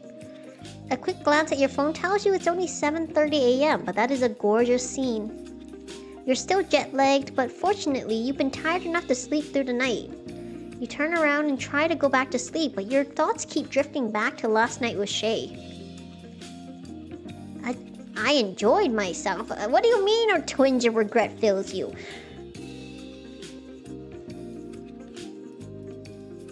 You'd no longer believe in love at first sight, or soulmates, but you can't deny how quickly you've been drawn to Shay. You like the way he makes you laugh, the way he'd ease into your heart. You hadn't felt so comfortable with anyone but Nat in a long time.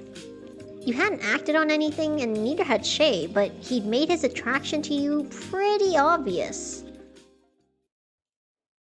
Had fun at Shay's performance last night. Wants to hang out again, and I said yes. It won't hurt. To appease your mother after your disappearance last night, you spend most of the day with your family. That afternoon, the four of you play mahjong. The Christmas presents from your extended family is stacked in a pile between you. Winner takes all. To nobody's surprise, your mother ends up winning by a large margin. As a result, she's in such a good mood, she doesn't even complain that much when you tell her you're eating out with your old junior college friends.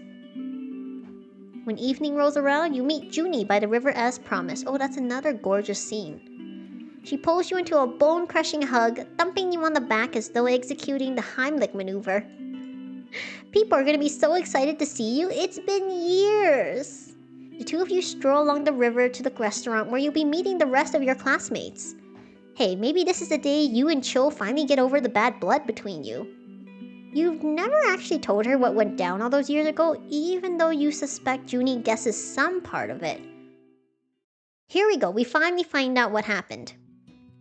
In the months leading up to the national examinations at the end of junior college, Cho and you spend most of your waking hours after school studying together.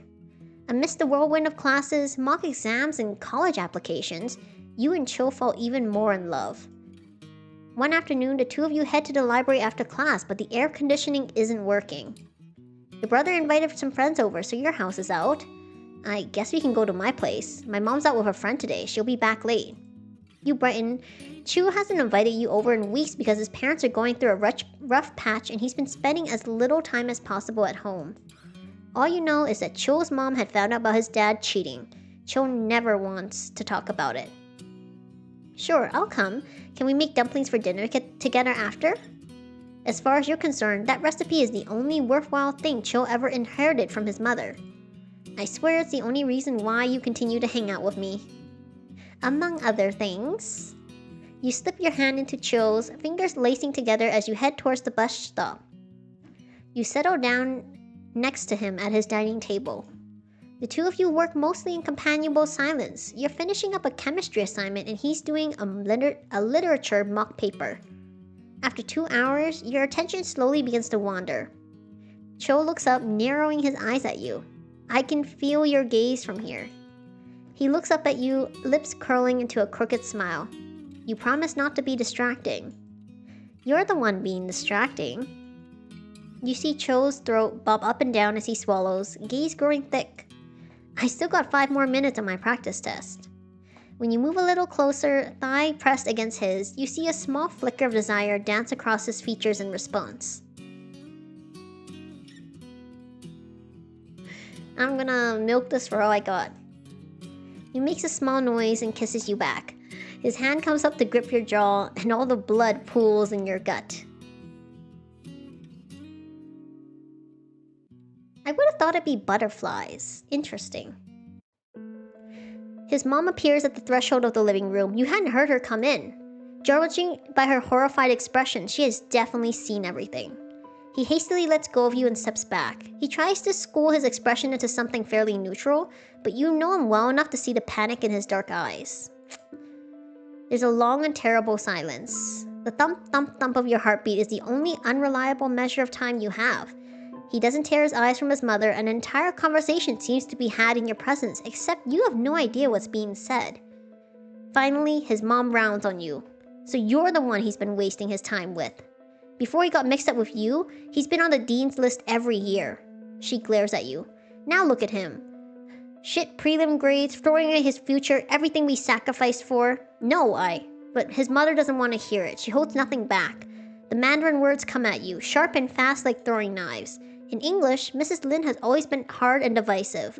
But in Mandarin, she's a force to behold, a typhoon, sweeping and temptress. You think this is love? His mother sneers, not bothering to hide her contempt for you. He can do so much better than you. One day he will wake up and regret this phase of his life. She spits the last sentence out at you. Trust me, it'll hurt less if you just end this now. The words wedge like barbs in your heart, sinking deep into soft flesh, slicing all the way through. Alright. We gonna fight. No, you don't say that. That's not gonna do well. We're gonna be... She is the adult, but we are gonna be the adult. You know this woman deserves nothing of your honesty, and yet you give it anyway. For Chill, partially, but mostly for yourself. The words well up from deep inside of you and flow through your veins, spilling out of your mouth before you can stop them. You've never had to use Mandarin for anything other than writing academic essays before, but you try your best to find the right words. For the deep, intangible feeling of peace you feel when you're Chill, for the warmth that fills your chest when you see him walking down the corridor in the morning, I get it, you want what's best for him, but I do too. Finally, you tear your gaze from his mother to look at him. His gaze is raw and too tender. You're still presumably speaking to Cho's mother, but the words are meant for him. Maybe you're right. Maybe we're not meant for each other. Maybe we're not meant to last. Maybe this is just two teenagers being stupid. But I want to give it a shot. For a moment, it seems neither him nor his mother have any answer to this. Then she snaps at you. That's enough. You can tell your words have rattled her to the core. The hollowness in her tone hits you harder than the rage that had preceded it. Don't lecture me about what love looks like. Her voice trembles slightly, which is the first sign of weakness you'd seen from her. I know about mistakes disguised as love, and believe me, I do not wish that on him nor on you. She picks your bag up from the ground and hands it to you. Go. This is the last I want to see or hear of you. Through it all, he says nothing, just stares at you. Dark eyes swirling. This, more than anything else, is what breaks your heart. You bite down so hard into your lower lip that you taste the metallic tang of blood. After that day, thanks for saying what you did. You know she won't change her mind, though. I didn't say those things for her. I said them for you. He stares at you, warmth and regret roaring in his eyes. You realize that for as long as the specter of his parents' pride and their expectations hang over him like a noose, he'll never be happy. And you'll always be collateral damage. This realization turns into a cold, hard pebble in your gut. You shake your head, staring into his eyes. In the span of a few wordless minutes, something inside of you wilts and turns to ash. He catches your arm, voice breaking. Don't make me choose between you and everything else. I can't. Your heart, made brittle by everything that had happened yesterday, finally shatters completely. I'm not the one making this an either-or situation. Don't pin this on me. His face is wan, making the dark circles even more obvious. Had he gotten any sleep last night? We'll just not hang out in my house. I'll tell my parents I'm studying outside alone. Nothing has to change. An easy fix, as long as you stay within the clean lines of his boundaries and never ask for more. He could pretend the problem doesn't exist.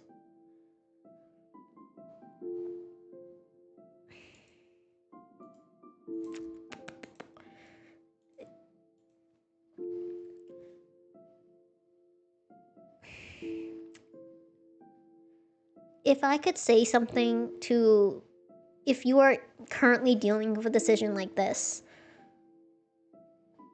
something is not better than nothing, because it is just you swallowing something.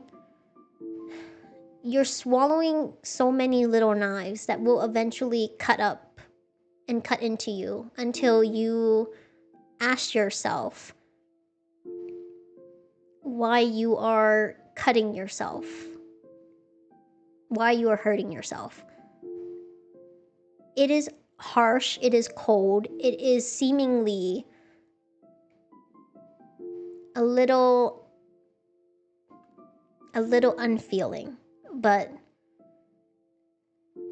living with that kind of looming, how do I say this? Constantly being in fear of being discovered, constantly living in fear of being judged, or knowing that this will end if you slip up, I think that is not something. It is just gonna wear away at both of you. And that's all I'm gonna say. That's all I'm gonna say. No, if that's all... Oh, fool. Okay. Did I save? I did save. You know it's over. There's no going back after this. The damage is done. In place of the heady, giddy feeling of falling in love, being in love, there's only the hollow, gnawing feeling of betrayal. Now it's about your grades. Next, it'll be your career. But underneath it all, there'll always be the chokehold of your parents, their expectations of what your life should look like. You have to pick, and I'll be the one that gets dropped. There's a long silence. If he had said something then, anything to refute this, you might not have walked away. But he doesn't, so you turn and you don't look back. He is in such a difficult place, but I think it's also important not to sacrifice yourself for someone else.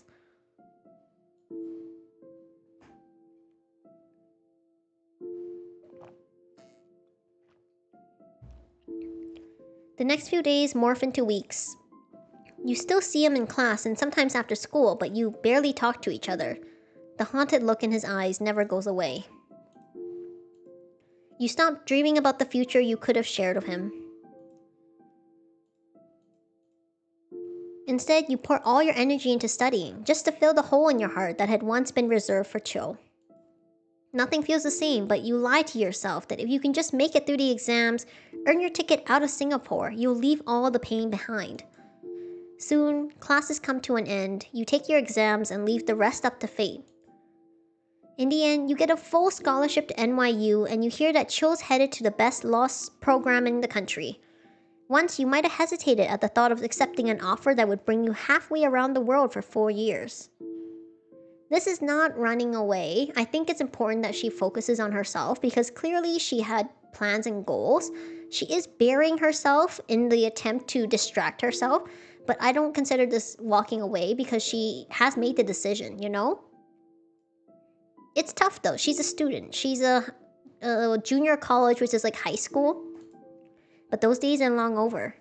You submit your official acceptance to NYU, eager to reinvent yourself in a new city. That's the last you see of him. Now in the present, December 26th. You and Junie have both stopped walking. Junie had listened to the entire story without interrupting, but now she rests a hand on your shoulder and squeezes. Damn, I'm so sorry you had to go through that. Cho told me some of it, but I hadn't realized it was so bad. Junie pulls you into a hug and you let yourself relax into the embrace. You do feel a little lighter now that you've told Junie about what had happened. You gonna be okay later if he shows up? Junie jerks a thumb the way you'd come. Because if you like to bail, I know the best Burmese place down that way. You wave a hand at her. I'll be fine. The restaurant is all sleek, black and white lines and dark mahogany. The space thrums of Christmas Eve energy. Isn't it the 26th? I guess you can still have Christmas Eve energy after. Clinking glasses, burst of laughter, murmur of low conversation. You scan the sleek interior until you spot familiar faces at a corner booth. Tech, your classmate and Junie's boyfriend, gives you both an enthusiastic wave and dashes over, pulling both of you into a hug. You're heading towards the table when the door swings open again. Something, instinct perhaps, or maybe just bad timing, makes you turn to look. Cho stands silhouetted in the doorway, the smile on your face freezes in place. Time slows, his eyes meet yours and all the air whooshes out of your lungs. His dark gaze is exactly how you remember it. Turbulent, depthless, and frustratingly unreadable. You let your eyes trace the hard, angular structure of his cheekbones and jaw down to his tailored shirt and pants. It all speaks subtly of success and power and prestige, all the things his parents had always wished for, no, expected of him. You hear he's a public prosecutor now, and he certainly looks like the sort of person you wouldn't want to go up against in court. And yet, in the subtle softening of his eyes as he holds your gaze, you see traces of the chill you once knew. There's a hollow ache in your chest. Slowly, he lifts his chin, and his lips curl up in a wide, almost cryptic smile. I was starting to think I'd never see you again.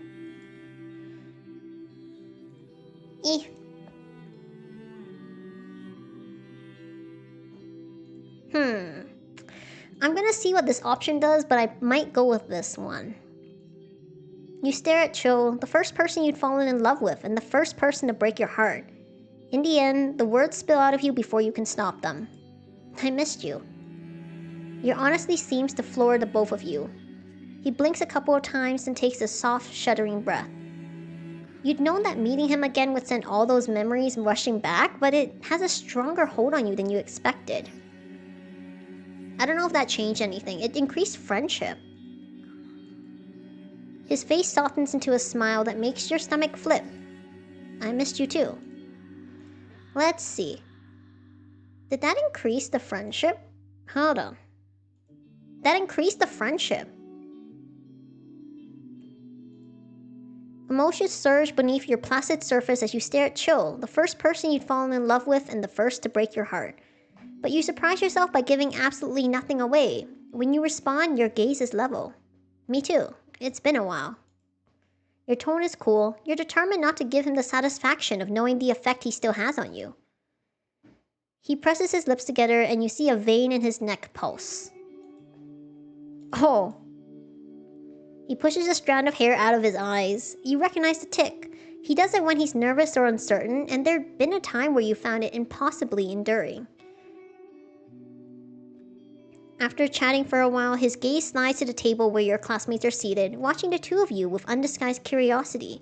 He tilts his chin to the back exit. Can we talk outside for a bit? I don't know, I don't want to. I'm being... oh, whoops. Load, go back, go here. What happens if we do this? Emotions roil in your chest like the build-up to a thunderstorm as you stare at Cho. You suspected that meeting him again would send all those memories rushing back, but it has a stronger hold on you than you'd expected. He shifts his weight and you wonder if he can still read you as easily as he once did. You grit your teeth and try to tamp your feelings down, but like a pot on high heat, they keep threatening to bubble over.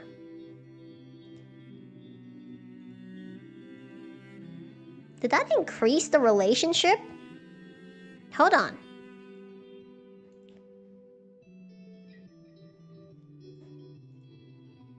Hold on. Load this one. Okay, so over here, right? Load this one. I don't think it increased. Okay, it just...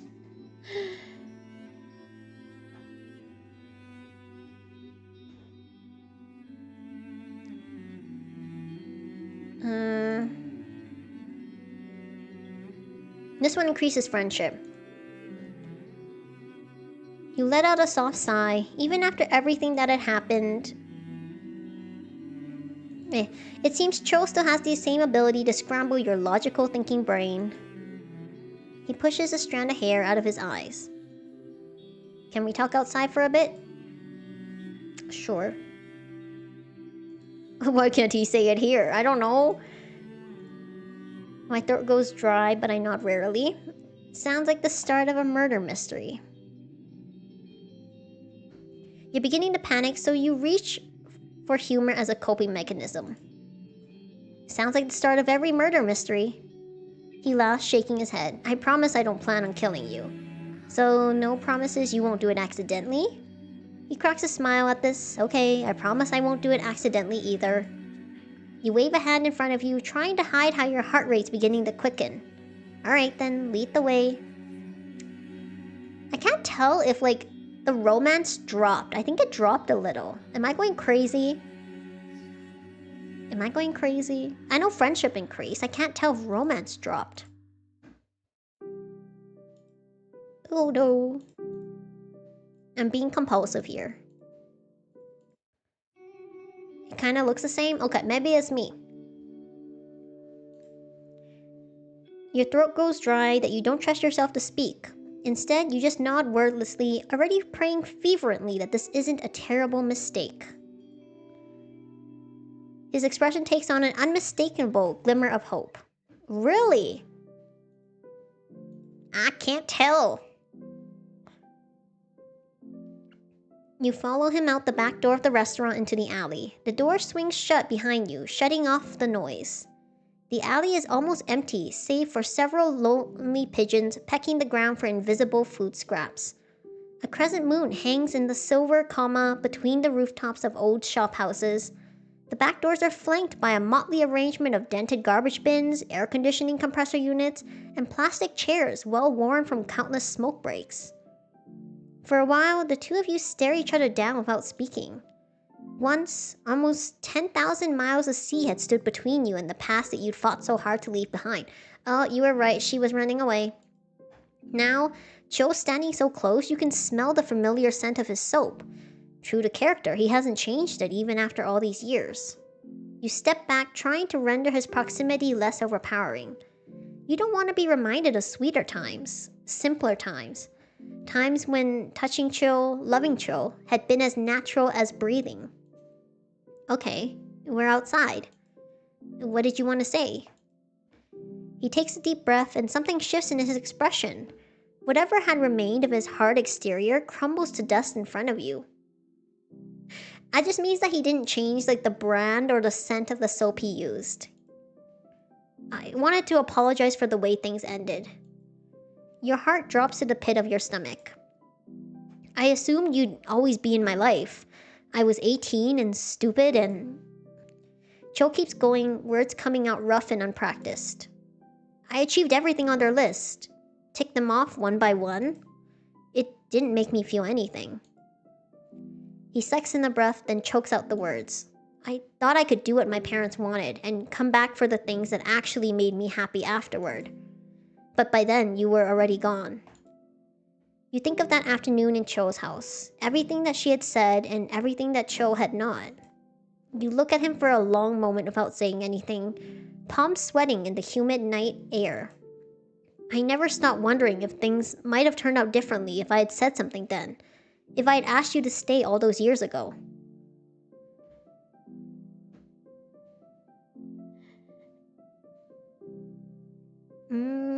I honestly think, is it that weird not to change sense? I guess technically there might be like, for some young men, you probably are using what your parents buy you, right? So when you grow up, maybe you buy your own or you have like your own experimentation and preference. But for some people, I think it's just like, for this example, he's probably a characteristic of him being stubborn and single-minded. So it's more like showcasing his character, you know? Hi, welcome in, Marvin. Oh boy, I don't doubt that there are people who still use that body wash.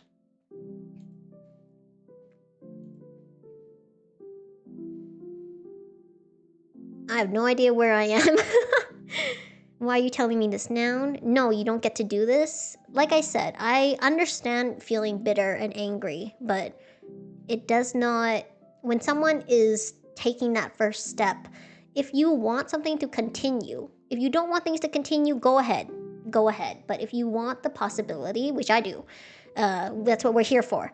We aren't going to shut him down. You made your decision, I made mine, now we live with it. Cold, I get it. Also upset. Maybe I'm weak, but I'm playing an ultimate game and I'm gonna be weak. I'm gonna be vulnerable. Cho's making you feel things you're not sure you want to feel. You wave a hand at the tailored suit, the carefully styled hair, the accumulated evidence of how much your lives had diverged. You squeeze your eyes shut, feeling the old wounds split open, your voice rawer than you'd expected. You fight for every goddamn thing in your life, but you never fought for me. Thank you. So let me. He looks down at his hands and back up at you. I know it's too late for all of that, but when Junie told me you'd be here today, I knew I had to try to talk to you this time, at least. So many things had not changed. His intent gaze, the determined set of his jaw, the way he still makes you feel like you're the only person in the world. Yeah, honestly, it's very true. Good drama isn't always good life, and good life isn't always good drama. Some things are fun to explore in fiction, and some things are meant to only be explored in fiction. And yet there are so many other things that will never be the same. Years that you've lost and never would get back. I'm not asking to turn back the clock, just lunch this week. That's all it has to be.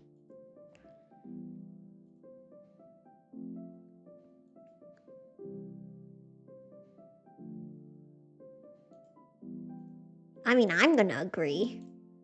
This is exactly what you dreamed of, once. If this had happened years ago, you would have said yes in a heartbeat. Now, you're wary, but even against your better judgment, you find yourself nodding before your logical mind had time to protest. His entire face lights up, pulling old sensations out of you with that smile. The hairs in your arms prickle at the warmth that blooms in your chest in response. The pigeons continue pecking at the ground, the moon hasn't moved an inch, but inside of you, something shifts.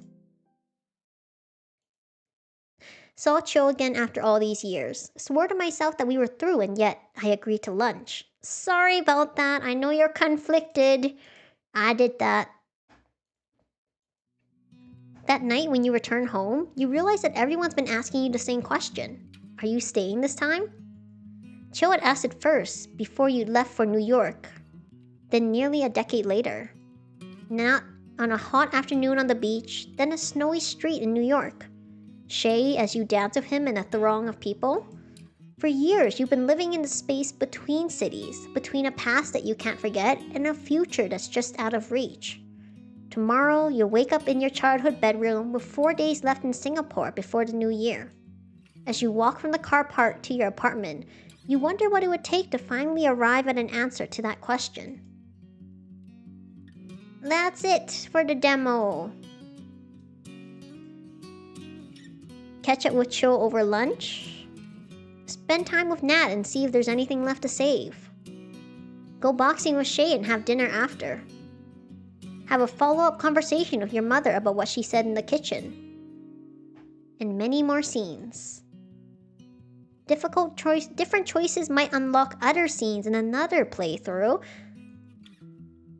The full game releases this winter 2026. Alright, that is it for this playthrough. That was very dramatic but so much fun. I really liked how there is a very clear difference, not just in like affection level, but in progression. And I know after kind of messaging with the dev that the choices you make in the full game will affect other things that come up. So it's very, very interesting to see how your path would diverge. Now, there is one point in today's demo where you basically went on two very different paths. You guys can probably may be able to guess where that is. If you do, congrats. I did make a very deliberate choice because I wanted to make sure to explore one aspect of the demo. I won't say too much about that. By the way, I didn't discuss this part of with the dev. I was just watching some playthroughs. I was like, oh. But I genuinely tried to keep this very spoiler free and I really enjoyed it. I really enjoyed the vibe of you making choices. How do I say this? Sometimes when you read stories, you can tell that the story is pushing the character along. Does that make sense? Like things are happening to the character. But in this case, I feel like the main character does have a lot of agency. She is the one who is making the choices of where to go and what to do, and I really like that. I really like that. It makes it much more fun. And I definitely got the rom-com vibes. This is like one of those, oh no, she has chemistry with everyone. Who will she choose?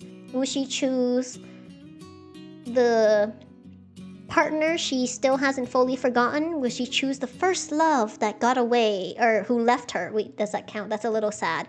Or will she choose the new instantaneous person that she has surprisingly chemistry with? It's so fun. So fun. And as you can imagine, I was really excited. I'm really glad we ended up being able to play this. I've been wanting to play this for a while, and I'm glad I was able to do so. Now, I will say my outfit was based off of one character in the thumbnail who I assumed was the main character, and so far, I think I'm correct. I think that is the main character sprite. I will have to probably eventually confirm it, but I think this is the character, and I do like that eventually we did try a new hairstyle. My first time trying like shorter hair, but it kind of looks cute. Like I wasn't used to it at first, but it's kind of cute, you know? Anyways, that's gonna be it from me today. I hope you guys enjoyed today's demo playthrough. It was a lot of fun for me. Thank you so much for watching, whether you're chatting, lurking, watching the VOD, joining memberships, or subscribing. I'm Ria, a reader who loves the rain. If you like Pokemon, Digimon, Otome, or cozy games, you should subscribe. I stream 4 times a week. I stream Sunday mornings, Monday, Wednesday, and Friday nights around this time. I usually have my schedule up, but this week is a little weird, so expect to see it there, though, when I do post it. And I usually make my waiting rooms about the night before, so you know exactly when I'll be streaming and you get to see my really cool thumbnail that I spend a lot of time on. As always, thank you so much for watching. I hope you have a wonderful rest of your day, night, or evening, wherever you are. Remember to drink water, stretch, take care of yourselves. I think that's gonna be it for me today. My next stream will be Wednesday. We'll be playing Fields of Mystria as always. And I may or may not have another stream this week. I'm kind of debating. We shall see. So keep an eye out for that as well. For the very last time, thank you so much for watching. And I hope I see you guys in another stream. Until next time, subscribe.